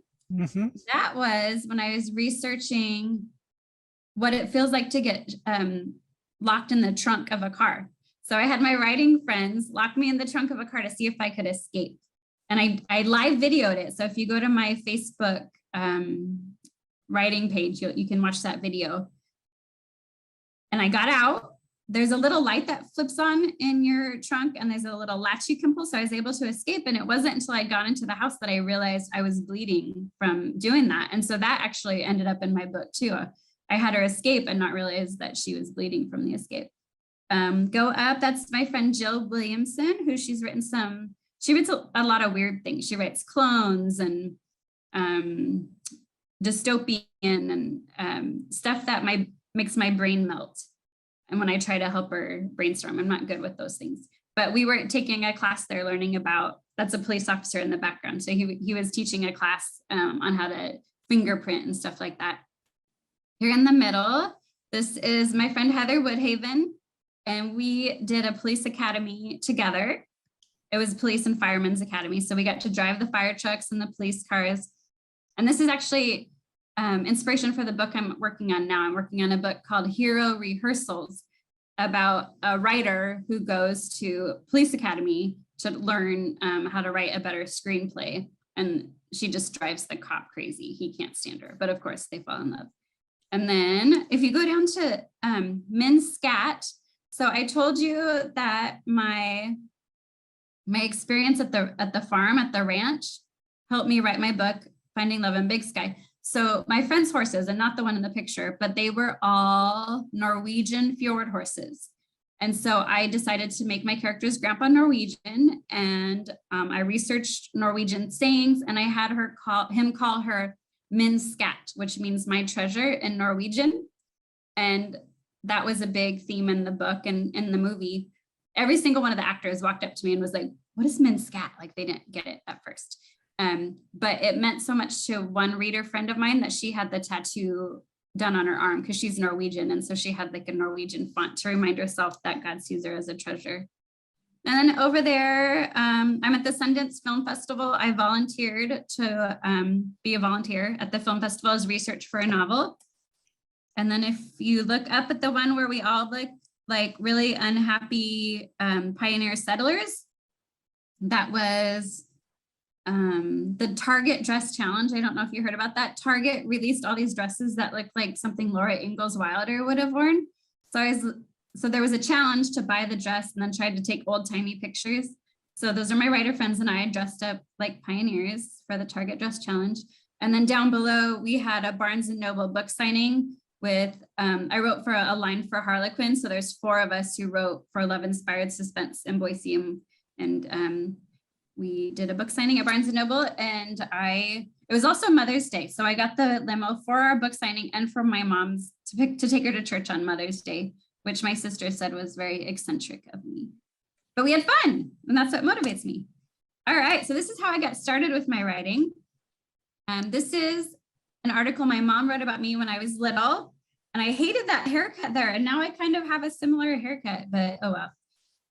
So she wrote about me and she'd send articles to magazines when I was little, and I grew up reading her stories. And so, like I said, I knew I could do that.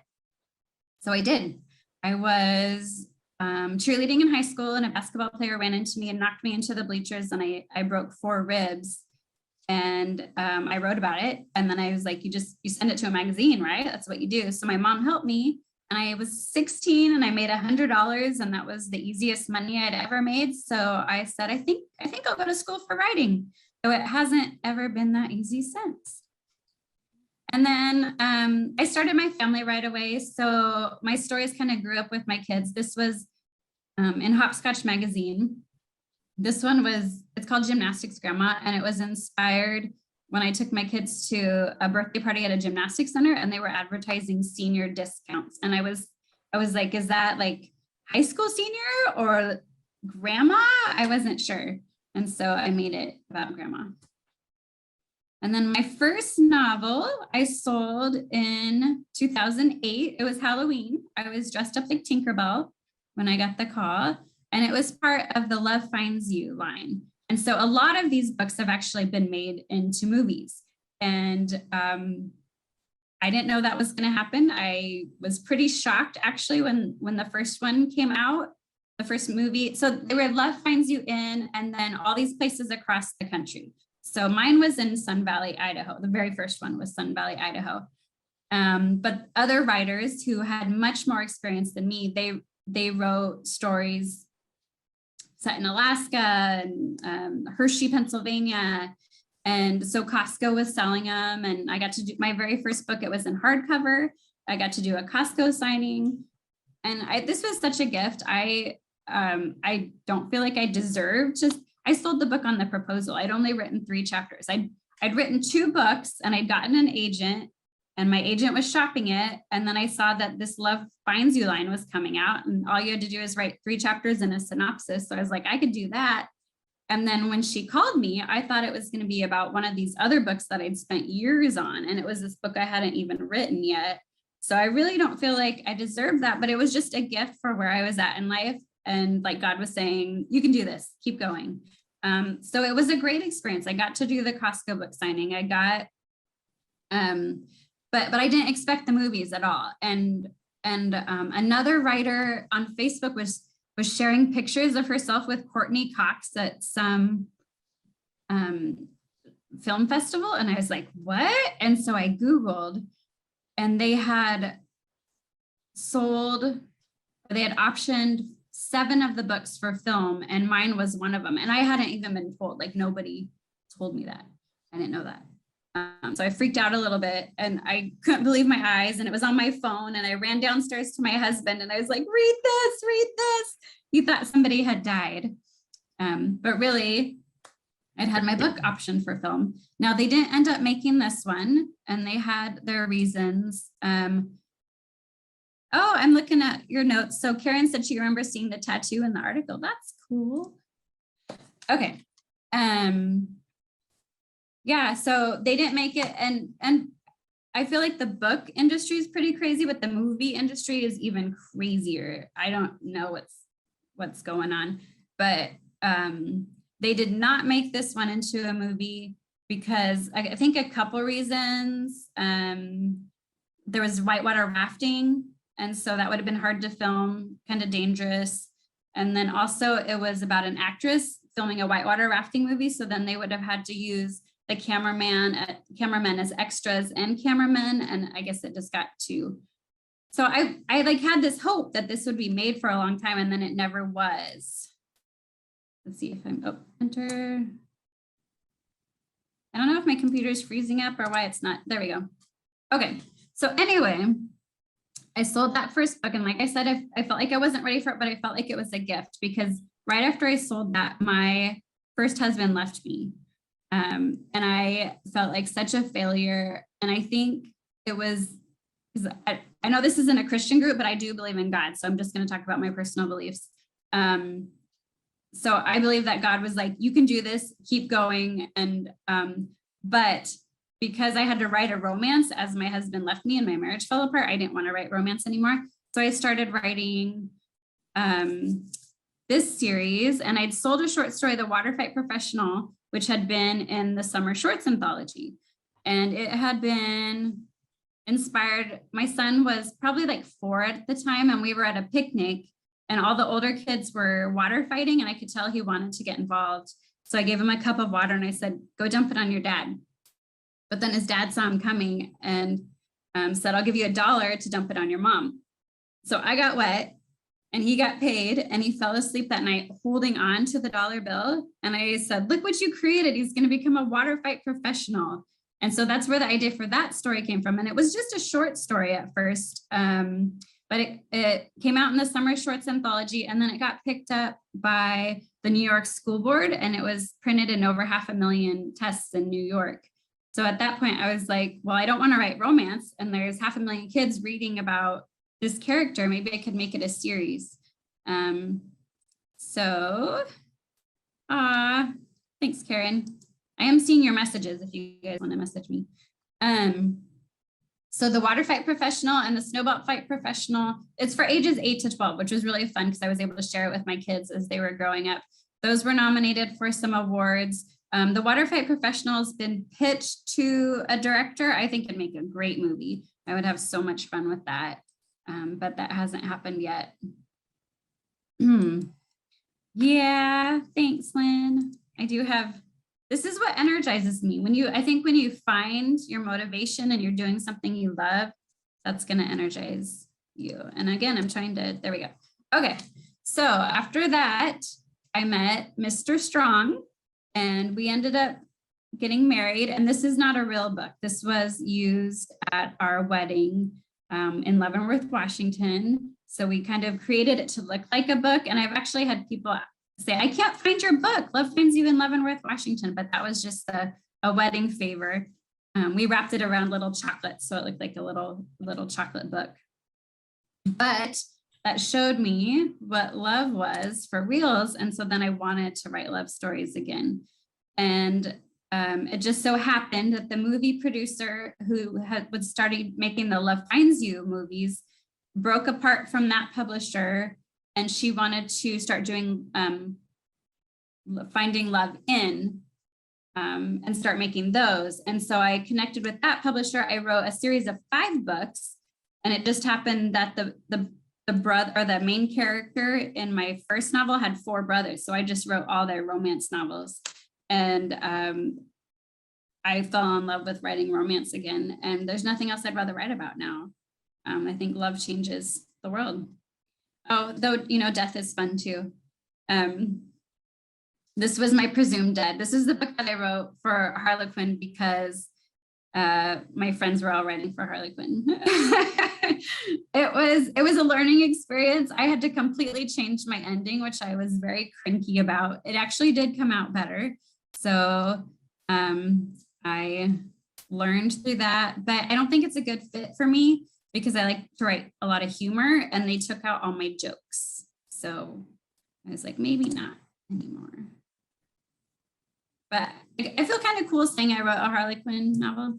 And then here's some other things I've done. So these are book sets with other authors. And this was really working for a while. The writing market is kind of like the Wild West with Kindle. And I mean, it's changing all the time. So what was working for a while was a bunch of writers writing a full-length novel, putting it together. So if you see over on this far one, Exposed, there were 7 of us in that set at first. So it was 7 full-length novels we sold for 99 cents. And we sold so many of those books that we actually got a bonus from Amazon. I didn't even know that was a thing. I ended up taking my daughter for her graduation. We went to London and Paris on what I made just from that 99-cent book. So there's no right or wrong way because everything's changing. So you just have to find what works for your style and what's going to work with getting your books in front of the people who want to read them. And then this one I gave away as a reader magnet, The Princess and the PI. Some people think it says The Princess and the Pie, but that doesn't really make sense. So it's The Princess and the PI. And I'll give this one away for free on my website. If you go there and sign up for my newsletter, you'll get this free novel. And so I've been able to grow my newsletter that way. And then here's my mystery series that I had a lot of fun with. So mysteries I discovered are very hard for me. I felt like I was writing in circles most of the time. I feel like by the last one, I kind of figured it out. But they're fun because there's humor and romance along the way. So I think people will put up with them for that reason. But I wrote this because the same producer who made my movie, she hadn't yet made my Big Sky movie, but she said Hallmark was looking for mysteries set in coffee shops or tea houses. And I was like, I could do that. So again, that's what drove me, and it did not become a movie, but I had fun learning through that. And then I hit a wall in my own journey. I got breast cancer. And so I stopped writing through all of this. And it was definitely a journey. We go to the Boise State games. So I had my Boise State cancer shirt, and there I dyed my hair pink before I shaved it off because I was like, pink for breast cancer, why not? And there I am in a wig. And then I got admitted to the hospital because my blood counts were so low. I had a neutropenic fever that was just from the normal bacteria you have in your body, but my blood counts were so low I couldn't even fight that off. And then right before COVID hit, before the world went crazy, we went to Disneyland together, my husband and I. That's Mr. Strong there. And then here's where we shaved my head. Those are my 3 children. They're all out of the house now, which is why I'm becoming a flight attendant. I just worked at the ticket counter and the gate while my kids were at home because I wanted the flight benefits. But now that they're gone, I'm like, I could travel the world. So here I go. So my baby had long hair that she offered to give me to be made into a wig. And I was like, no, I can't take your hair. But that was right after my head was shaved and she laid her hair over my head, which was so sweet. And then I think there's one more. Okay, yeah. And then my last day of chemo, I was going through chemo as COVID shut down the world. And it was the last 2 months of my chemo where my blood counts sank. And they're like, you have to go home. You can't go anywhere. You could die of a common cold. And so I went home and cried. And then a week later, the whole world shut down. And then I was kind of like, oh, I'm not missing that much. Though I'm sorry you guys all had to go through that with me. But that was my last day of chemo. Nobody could come into the hospital room with me. But the nurses were there and they celebrated. And so through that journey, I think this is just part of my journey to writing better love stories and offering more love to the world, because when my first husband left me, I felt like I had to earn love, and I told you I'm a doer, so I'm doing things trying to earn people's love. And I think through my cancer, I could do nothing. Like I couldn't write, I couldn't do anything. I tried doing this one time when I was going through cancer. Somebody wanted me to speak online, so I got online and I spoke, and I was at the wrong place the whole time. Like, and after that, I was like, yeah, I'm done. I can't think. So through that time, I could do nothing, but I was more loved than I've ever been. And I think that was just healing for me. And so in my own journey of writing romance novels, like I have a strength of love, but it could be used immaturely. And that's where it was when I started out and I went through a divorce. And I think my understanding that has matured me to the point where I can now write better romance novels. I'm hitting enter. Okay, there we go. So these are some of the things I did miss out on when I quit writing from cancer. So I was supposed to be in this Something Borrowed set. See that in the center on the top? I was supposed to have my own wedding dress with my name right there, but I couldn't write, and so they took me out of that one. It was kind of funny because somebody was telling me about the set they read, and they're like, "It was so cute, Something Borrowed," and I was like, "Oh yeah, I was supposed to be in that," but that's okay, because I was living my own life journey, and that we all have seasons of life. This is another box set I was supposed to be in, The Melodies of Christmas Love, and then I did sell my book, Prayers of an Abandoned Wife. And I asked my agent to get me an extension on that because I was like, I can't finish it when I'm going through chemo, and they ended up dropping me. So I don't know what I'm going to do. That I've finished the book now, so we'll see what happens with it. Here's my latest, and I'd finished writing husband auditions. Right. Let me see how we're doing for time. I'm not here. Doing good. Okay. Right before I got cancer. So that book was done and my agent shopped it and she sold it when I was going through cancer. And so that's me. There's my really short hair. I got to sign my contract for this book. And I've had so much fun with this one. I didn't have a contract for this when I wrote it. I just wrote it because I had an idea and I was excited about it. And I kind of like that there's paper airplanes on it because I feel like that fits my journey right now. This morning I saw that it was in World Magazine with a couple other books. Somebody linked me on an article, including this book, Husband Auditions, and World Magazine. So I was like, who cares about my book? The world. And then I also wrote a cancer picture book. So while I couldn't write, there was also nights where I couldn't sleep because they would give me steroids. And I kind of felt like a ghost in my own house. I couldn't sleep, so I'd just wander around. And then I had this idea one night of explaining cancer to a kid in a way that made him feel like a superhero. And we've changed the title on this one now, but I got an illustrator and my agent is now shopping this one. So I'm excited to see what will happen with this. This is not how I would have planned my life.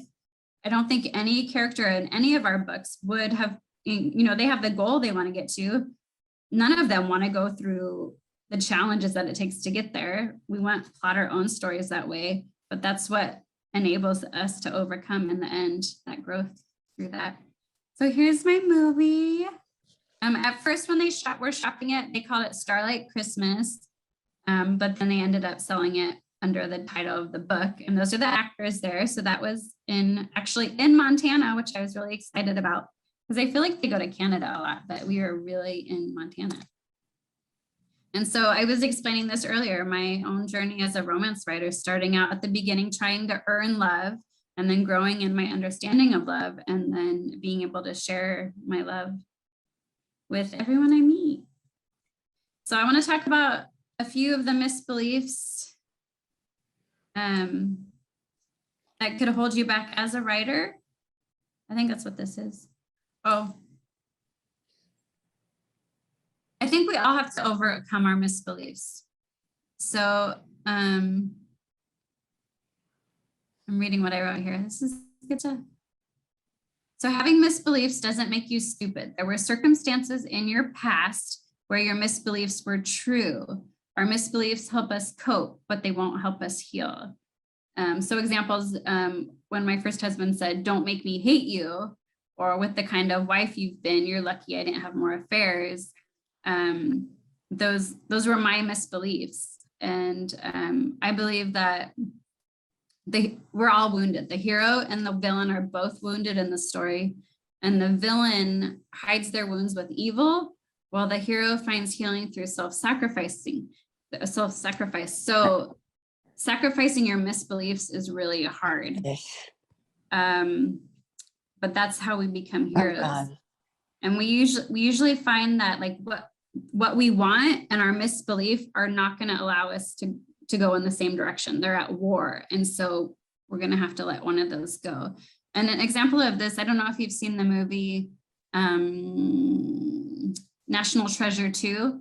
There's a bad guy in that movie, but he ends up sacrificing himself for everyone else to live. And because of that, he becomes a hero. So, or you could go again back to Star Wars, Darth Vader.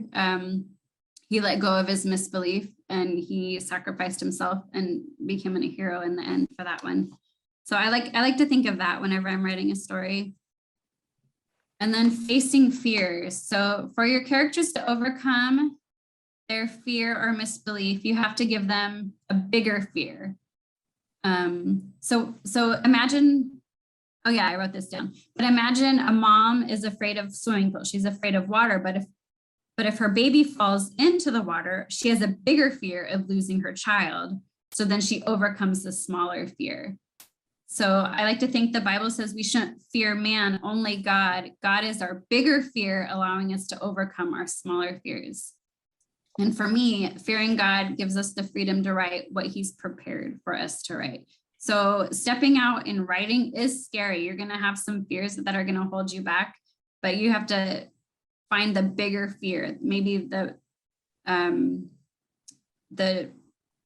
losing an opportunity or never knowing what you could have done if you pursued a dream. Those kinds of things can move you forward. And then also Black moments. So I keep this in mind. If you think about the little arc that I made, there was the Black moment, the moment where all hope was lost.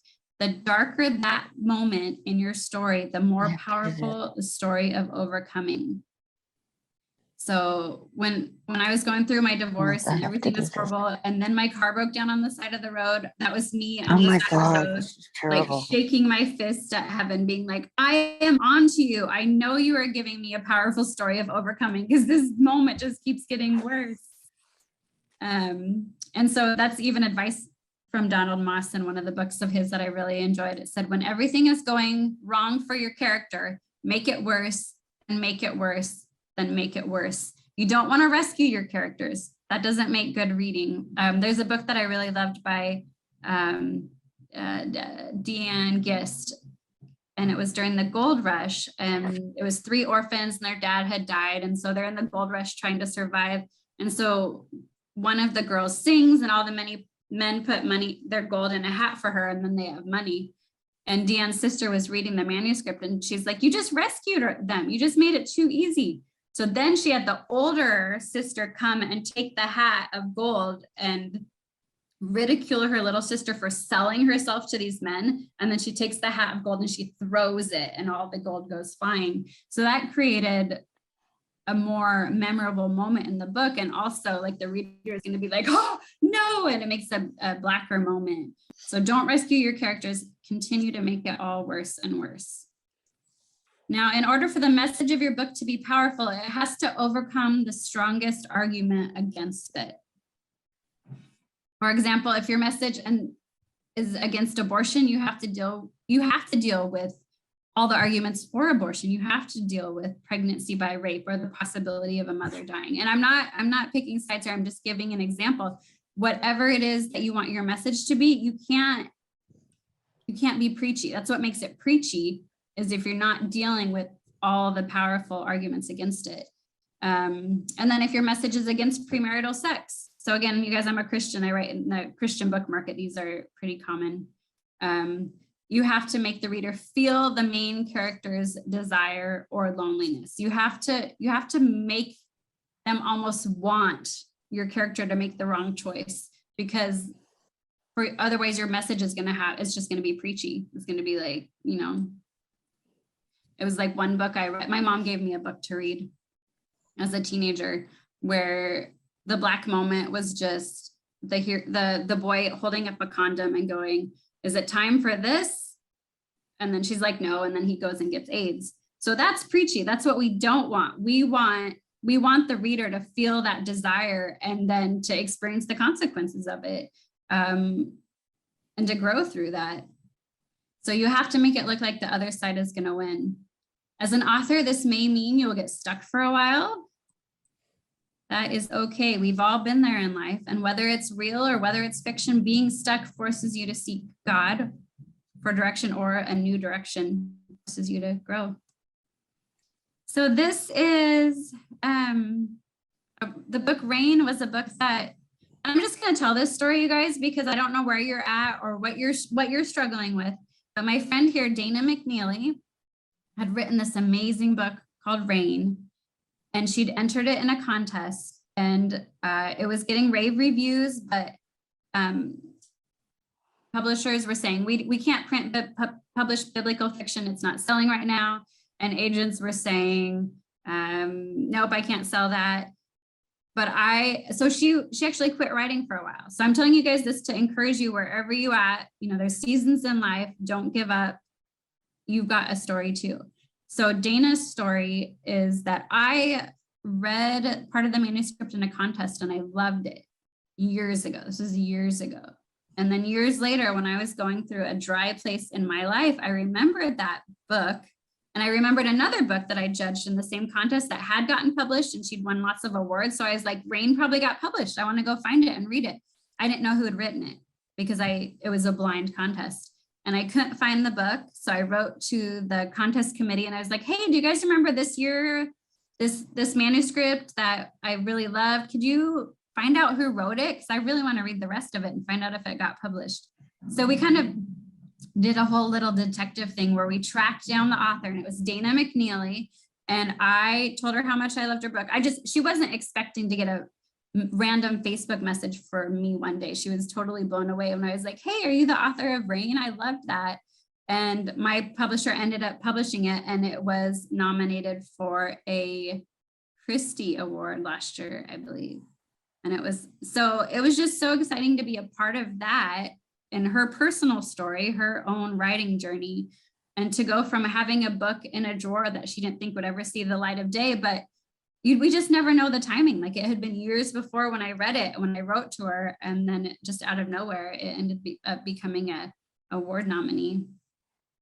So I just want to say that growth will hurt like chemotherapy, but it prevents harm and it heals you from the cancer of this world, from your misbeliefs, from your fear, and from your Black moments.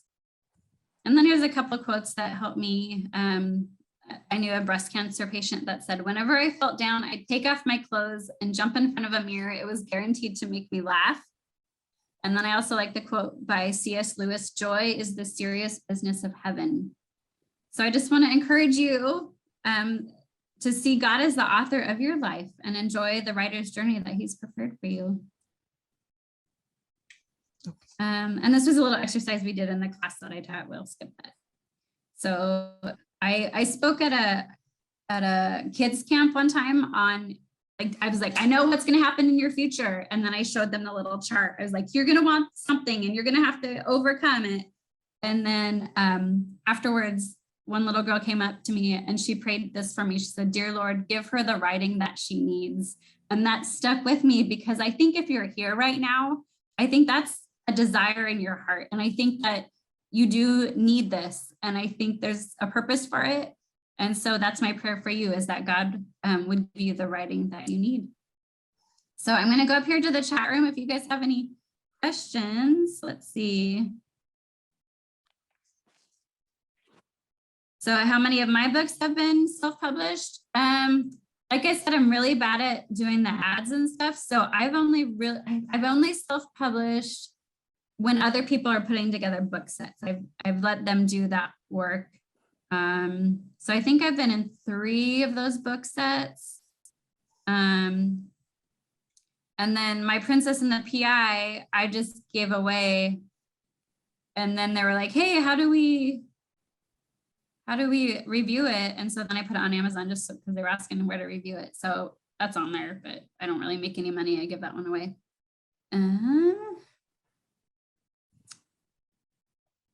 See. Oh, Brenda said, thank you for sharing your journey. Thank you, Brenda. And Michelle said, inspiring. So I hope that you guys did get some inspiration out of this. I'm so glad I was able to join you because we had a delayed flight in LA and I was like, I don't know if I'm gonna make it. And the rest of the crew went down to get free breakfast here at Embassy Suites. And I just ran up to my room to hang up with you guys. So thank you again for having Well, Angela, me. I want to thank you very much on behalf of the Diamond Valley Writers Guild. And your story is very inspirational and your dedication is obvious. And it's a wonderful thing that you've been able to work through whatever the difficulties in your life have been. And I guess that's what the inspiration is. And you're right, we all have our own difficulties and we all try to work through them. And you've done it while continuing to write and seeing the bright side.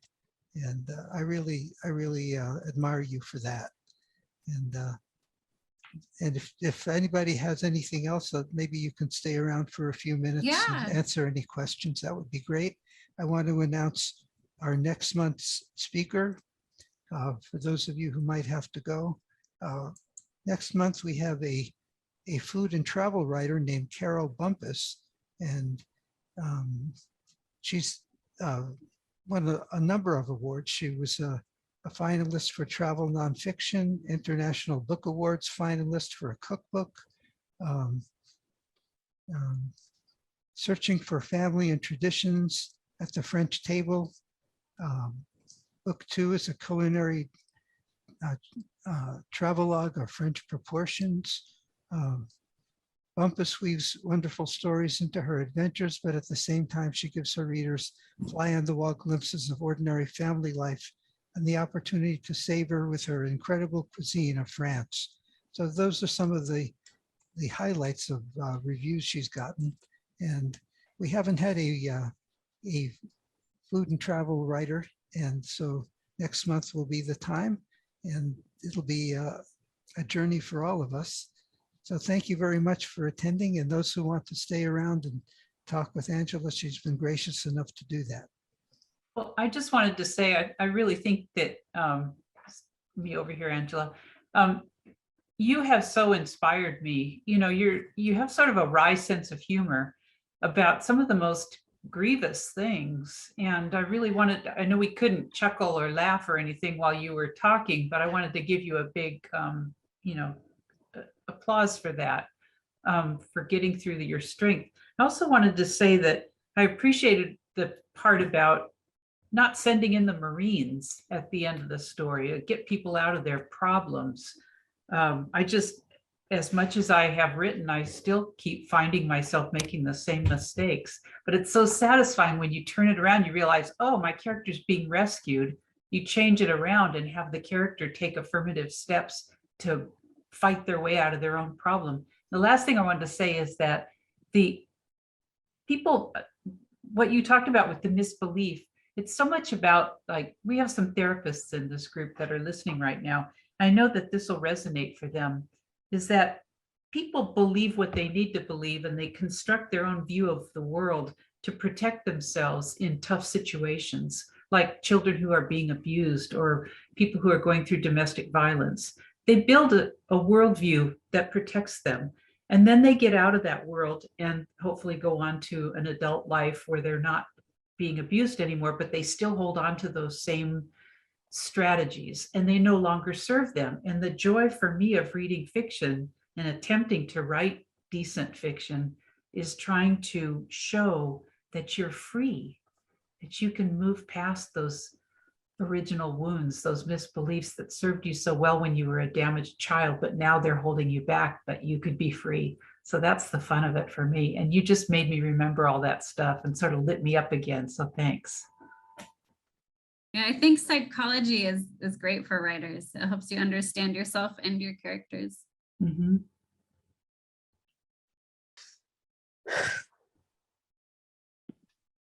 Brenda. Yes.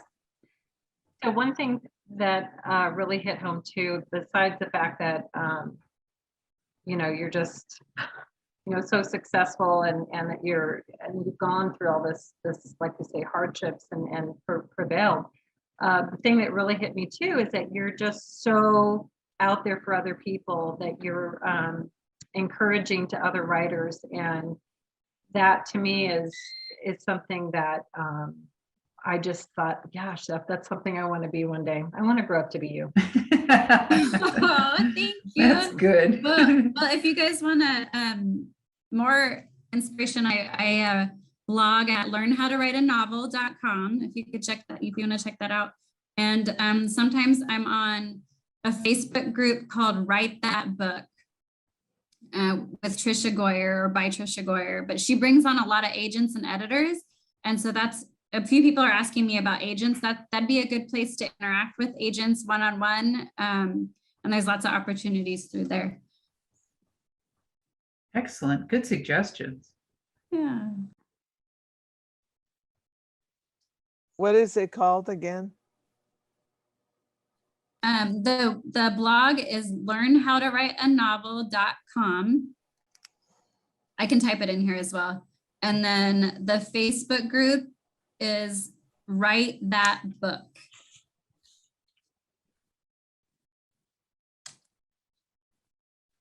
Yeah, there's so many good groups on Facebook. If you find one that lifts you up, really can help you as a writer.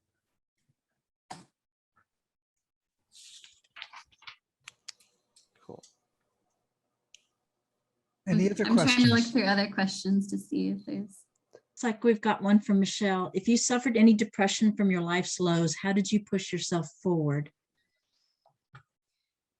Yeah, I've had a couple of lows with divorce and with cancer. And I really have two different word pictures, and they come from the Bible. The first one, when I was going through my divorce, I felt like I was the woman with the issue of blood who was just clinging on to Jesus's robes. It was like I had nothing. I felt like I'd lost everything. It was just me like clinging on for dear life.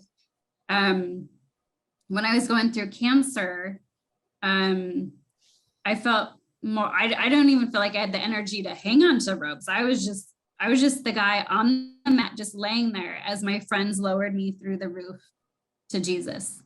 And being a Christian writer and writing Christian fiction, I feel like what I want to offer through that is hope. And so that's where I found it in the darkest of times.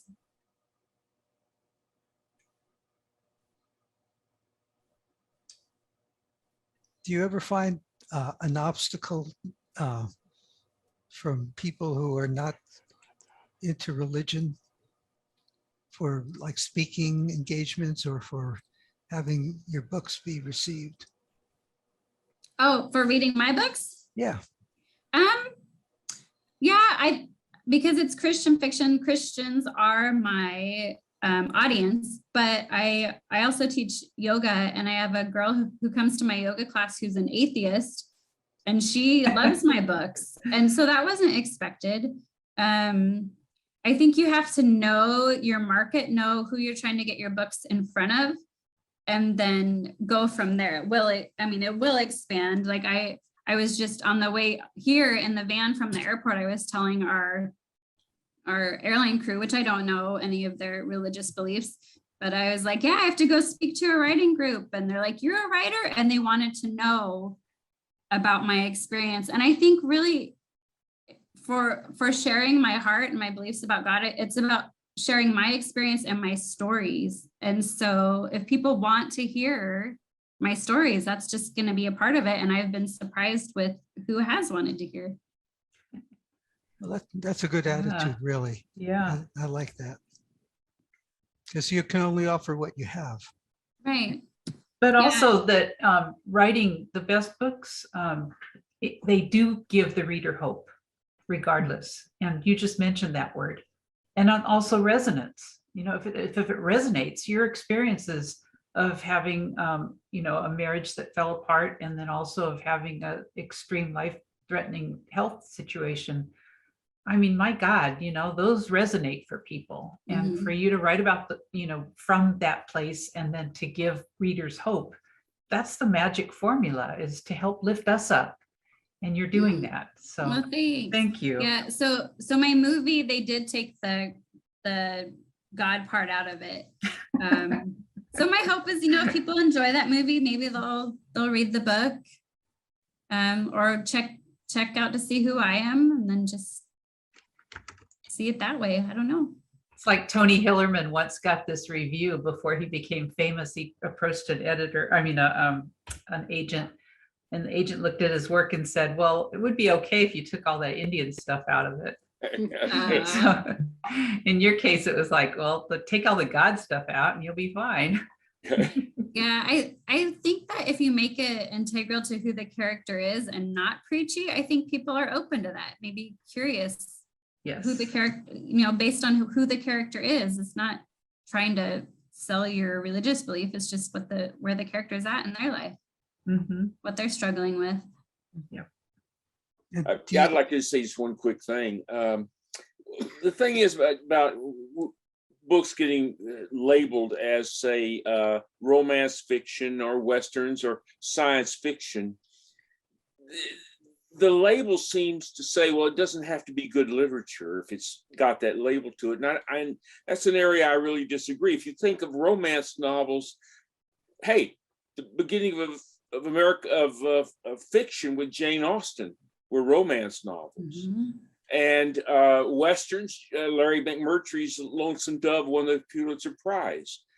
Science fiction, we look at 1984 and we look at Brave New World, and we call them classics. So I think that sometimes giving a book a label like that is unjust.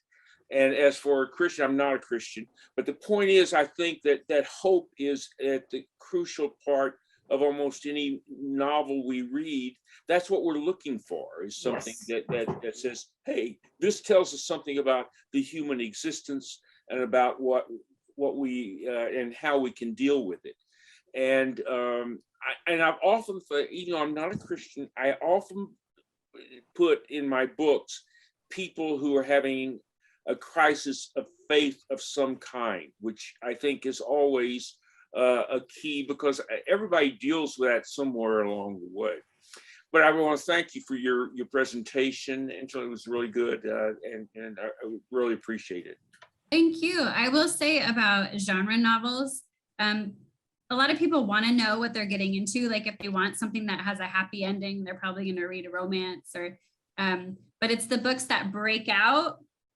So when I say a breakout novel, it's probably a book that's made into a movie, like a James Patterson or Harry Potter. Those broke the mold. And a lot of times it's a genre novel written in a literary way.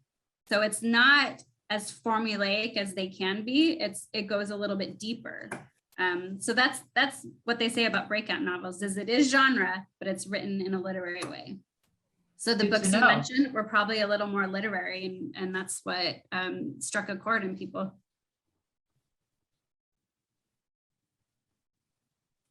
Okay. Okay. Anything else? I'll just say you guys can message me if you want to find me on social media or go to my website, or I'd be happy to continue any of these conversations. And it was nice meeting you, and I wish you all the best. We wish you the best too, Angela. Yeah. Thank you so much. Thank you for having me. And I'm so glad I made it. Thank you very much. The Zoom Thank you clap. so much.